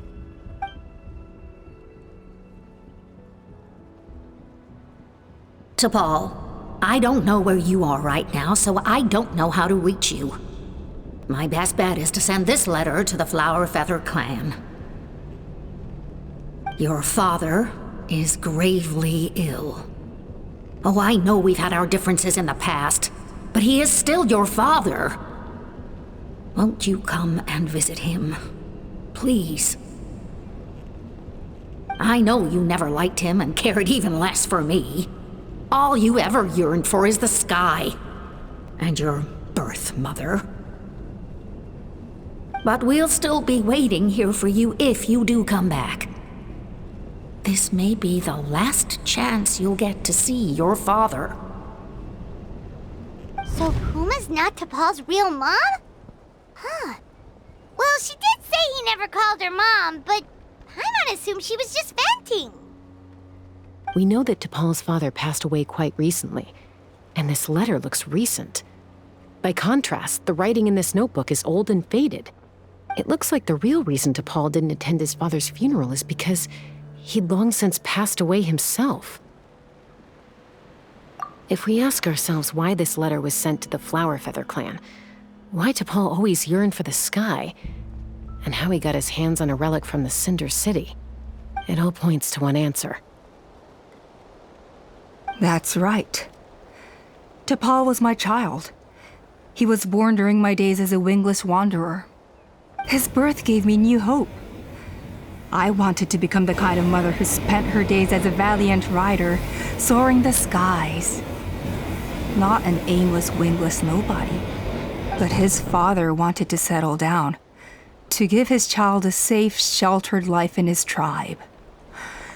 We fought about it constantly, until the love we once had for each other was gone.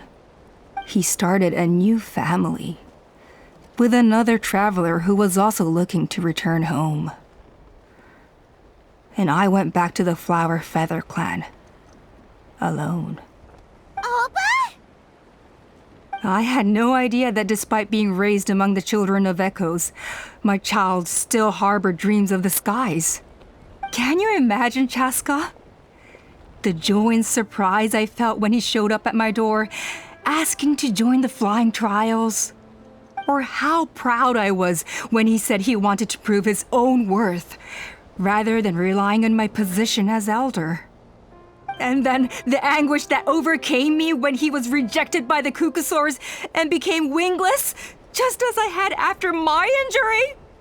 You've got a lot of nerve showing your face here. Don't take this the wrong way, Chasca. I'm not here for a fight. I just want to talk. Isn't that your preferred way to resolve things? I trust you've learned of Tepal's wish on your way here. A world where the skies are for all of humanity to share. If only his dream can be realized, no one will ever have to lose their wings again. Our aerial prowess will be greater than ever before. War will never again come at such a great cost. The loss of Koichi is a tragedy that need never be repeated. So tell me, Chasca, do you really wish to see the phlogiston wings forever grounded and gathering dust? Nothing you've said excuses all the conflict you've caused. You mean the argument back at the tribe? It was a necessary measure. Sometimes this is the only way to accelerate the pace of progress.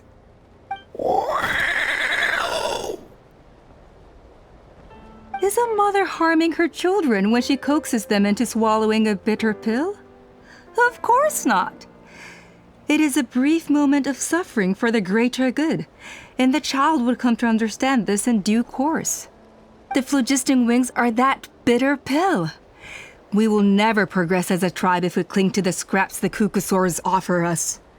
Once the people have embraced the phlogiston wings, they will never look back. Even if they learn how the refined phlogiston is sourced. They will convince themselves that the sacrifice of a few Kukusaurs is a small price to pay for our dominion over the skies. But this I had not anticipated. I barely had the chance to introduce the phlogiston wings to the tribe before you found this place. Your plan was hardly foolproof. Yet, it can still be salvaged. Chasca, traveler, you are the hope of humanity. I'm sure you have your doubts about my methods, but know that my love for humanity and for Natlan is genuine. You know me, Chasca. And you know that I've always treated everyone in the Flower Feather clan as my own children, as fellow humans. Surely you can understand my perspective. Alpa, Natlan doesn't belong to humans alone. And truthfully, neither do I.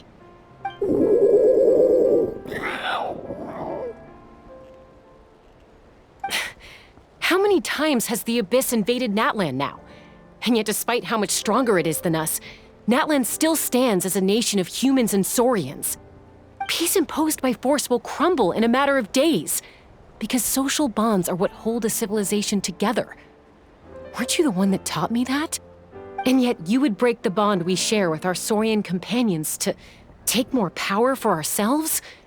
That's as stupid as hacking your own arm off to use it as a club. They are wild beasts, driven purely by instinct. How could they possibly understand human social bonds? How did someone like her ever become a writer?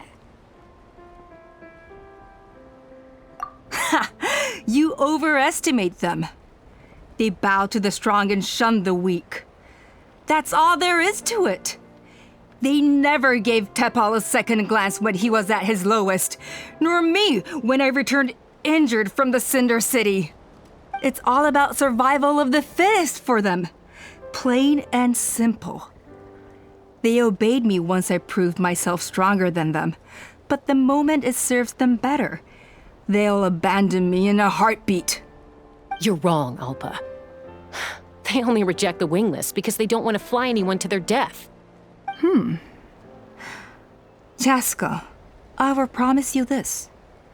Only the unruliest wild Kukusaurs will be used for phlogiston extraction. The ones who have nothing else to offer to humanity. Well, that's too bad, because I know a few unruly wild Kukusaurs who don't think that idea is gonna fly. Namely my mom, my sister, and me. And the others? To us, they're friends, family, even children.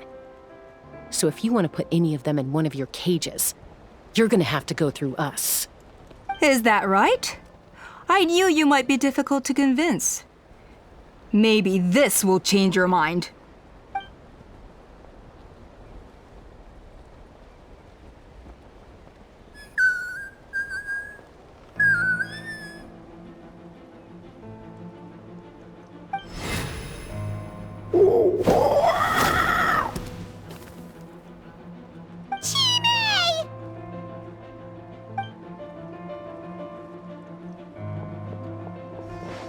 Alpa! Careful! Don't make any rash decisions. Unless you want to see her suffer.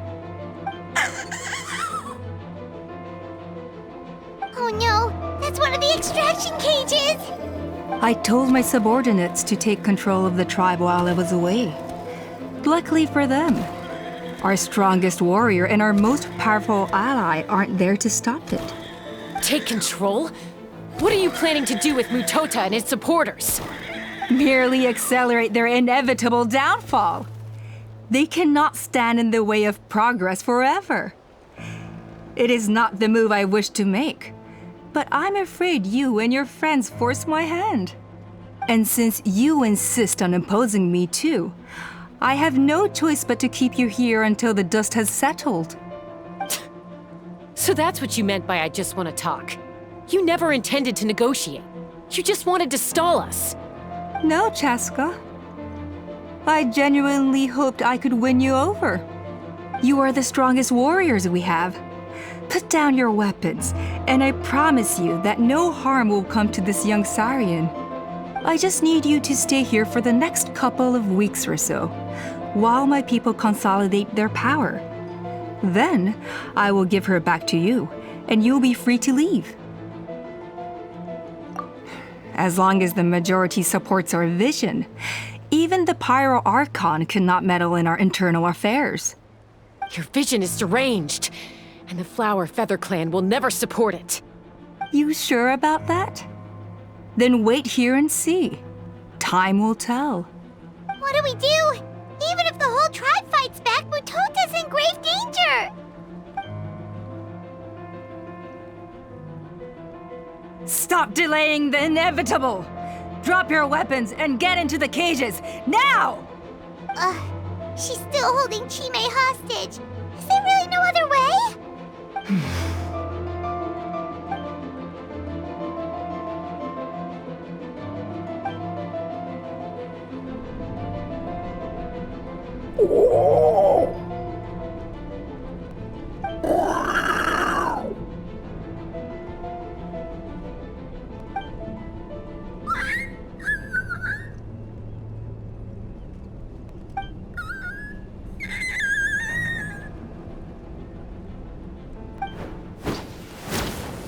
Koya? Huh? What are you yapping about? Stand down. Drop your weapons, now! This instant!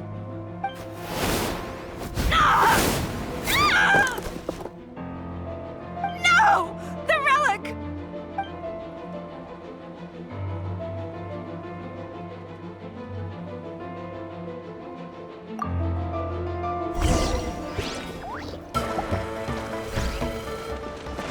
Tixia! Open fire! Give up, Alpa. We're negotiating my way now, and this ain't your strong suit. Shut up! Just shut up! No! Help! Anybody?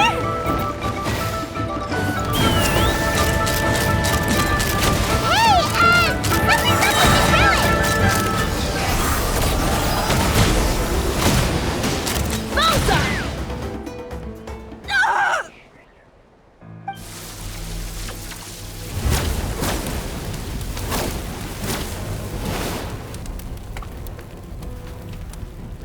No! What is she doing? She'll bring us all down with her! But why? We stabilized the relic! Maybe it got damaged in the fight. If we don't think of something fast, this whole workshop is gonna fall apart. No. They're directly beneath us. My beloved tribe!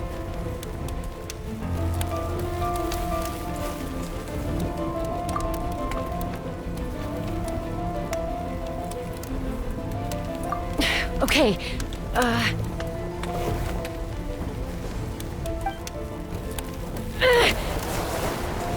It's too powerful.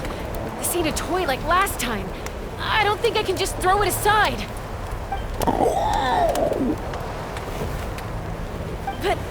But we need to get it far away before it explodes. Then the tribe will be safe, and so will this workshop.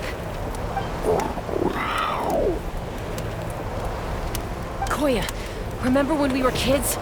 Come on, let's take this thing high up into the sky.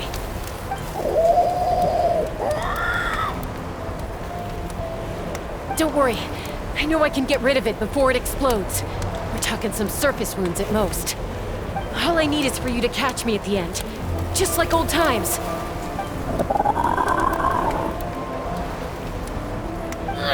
I can't hold it back anymore. We have to go. Don't be insane! Alpa, what are you? You're a fool, Chasca! Why would you choose such a risky solution? We cannot entrust the safety of our tribe to this wild Saurian! I'm the fool. You really think you can stand a better chance than me? Sure, it may be asking too much for an ex-wingless to escape the blast radius in time.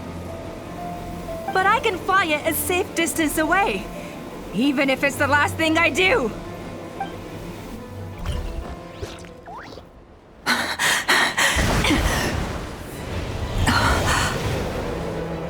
Here, this should be high enough to save the clan.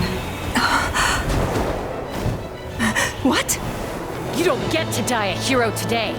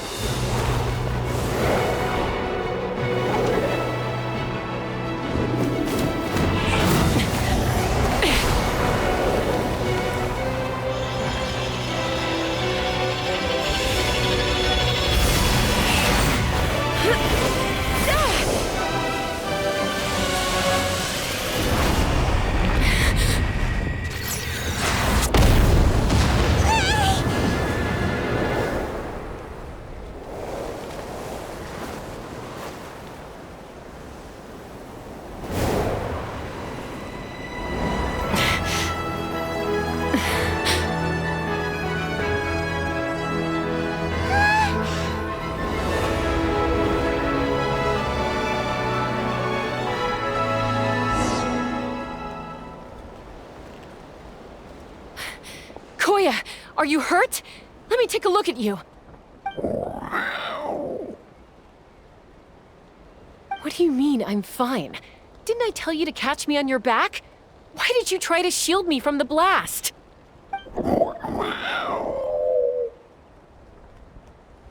Accident? Yeah, right. Seriously, you're as stubborn as ever. Chasca, Koya! How are things looking here?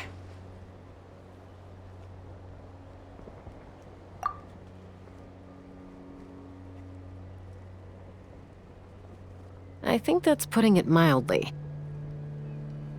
I owe you one. Again.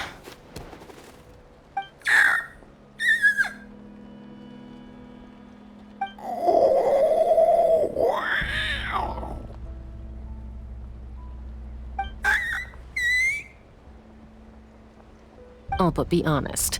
Do you still think Kukasaurs can't form bonds? Mom, I'll figure out the refinement problem. I'll find a way. You don't need to worry about it. I just need some more time.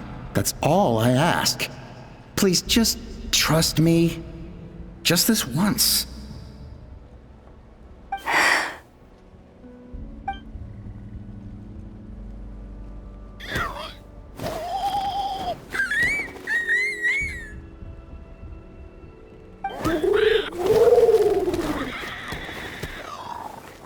The Flower Feather Clan yield to the strong.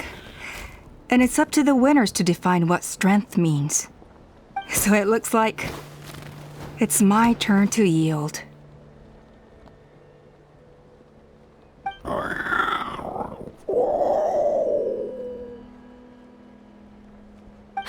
Koya! Koya!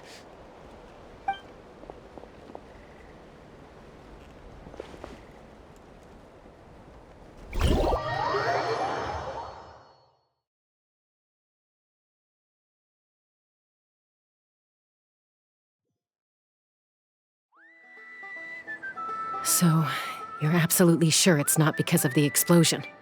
Yes, for the 10,000th time, I'm sure. The blast barely touched her. The reason she fainted was old injuries playing up, compounded by overexertion in recent days. The moment she finally relaxed, all the built-up stress finally caught up with her. And no wonder. Honestly, she's just like you. Anyway, now you know how we feel when you go off risking life and limb. Your mother and I would both appreciate it if you lived less dangerously. You know she wrote to me from the Masters of the Night Wind, just to scold me for not doing enough to keep an eye on you. If she wasn't so busy with work, you can bet she'd come back here and chew us both out in person. I'll find an opportunity to apologize to her. I promise. You'd better. No more avoiding us, okay? And don't get me started on all the checkups you've missed. Got it. Got it. Huh? Koya? You're awake. I'll go let everyone know. Hey, but we're not done talking. What are we gonna do with her, Even after everything that's happened, she still hasn't figured out how to start the conversation with you. She keeps saying, I don't think Koya has forgiven me yet. But if you ask me, she's the one who's scared to open up and have an honest conversation. For all her confidence, she's a very sensitive soul underneath. You'd think as a peacemaker, she of all people would know how to reconcile with her family after a falling out. She must have been a handful growing up. Thank you for being there for her. And of course, thank you for keeping her safe when you were up there in the sky. Koya, Uncle Cusco, we're here! Ha! I was just telling her that she's not to go chasing danger with Chasca ever again. Cusco, I understand how you must feel. But it's all thanks to Koya and Chasca's efforts that the airborne workshop didn't come crashing down on our heads. Oh, Paimon almost forgot to ask. They didn't hurt you while we were gone, did they? Thankfully, when her co-conspirators tried to arrest me, I was out coaching Koya and Junan. The two of them were a huge help. They took care of things while I went around rallying the resistance. So, in the end, Alpa's would-be revolt didn't really get off the ground. And as it turns out, not all of the wingless want to see our dear Saurian friends replaced with phlogiston-powered gizmos. I'm so sorry you got mixed up in this, by the way. We should have caught on to Alpa's scheme sooner. We could have saved so many Kukasaurs from getting hurt. Most of the airborne workshop has now been dismantled. We've just left one small, harmless part intact, and repurposed it as a jail for Alpa and her cronies. Let's see how they like being locked up in a sky prison! So, it looks like there's just one last conflict left to resolve. Peacemaker, you're up. I said I had to wait until things had blown over, didn't I? And now they have. But I still have no idea what to say. Koya, I just want to say, I'm sorry for how things went down back then.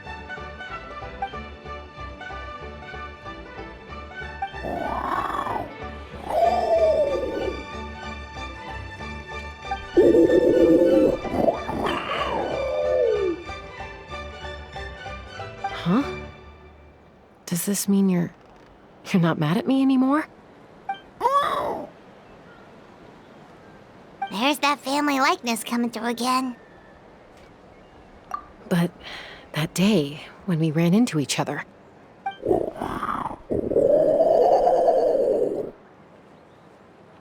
Huh? So then, when did you finally make your peace with it?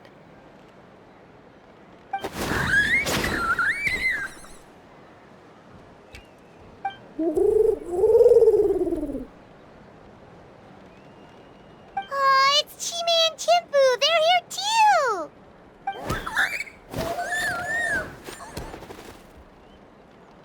Whoa!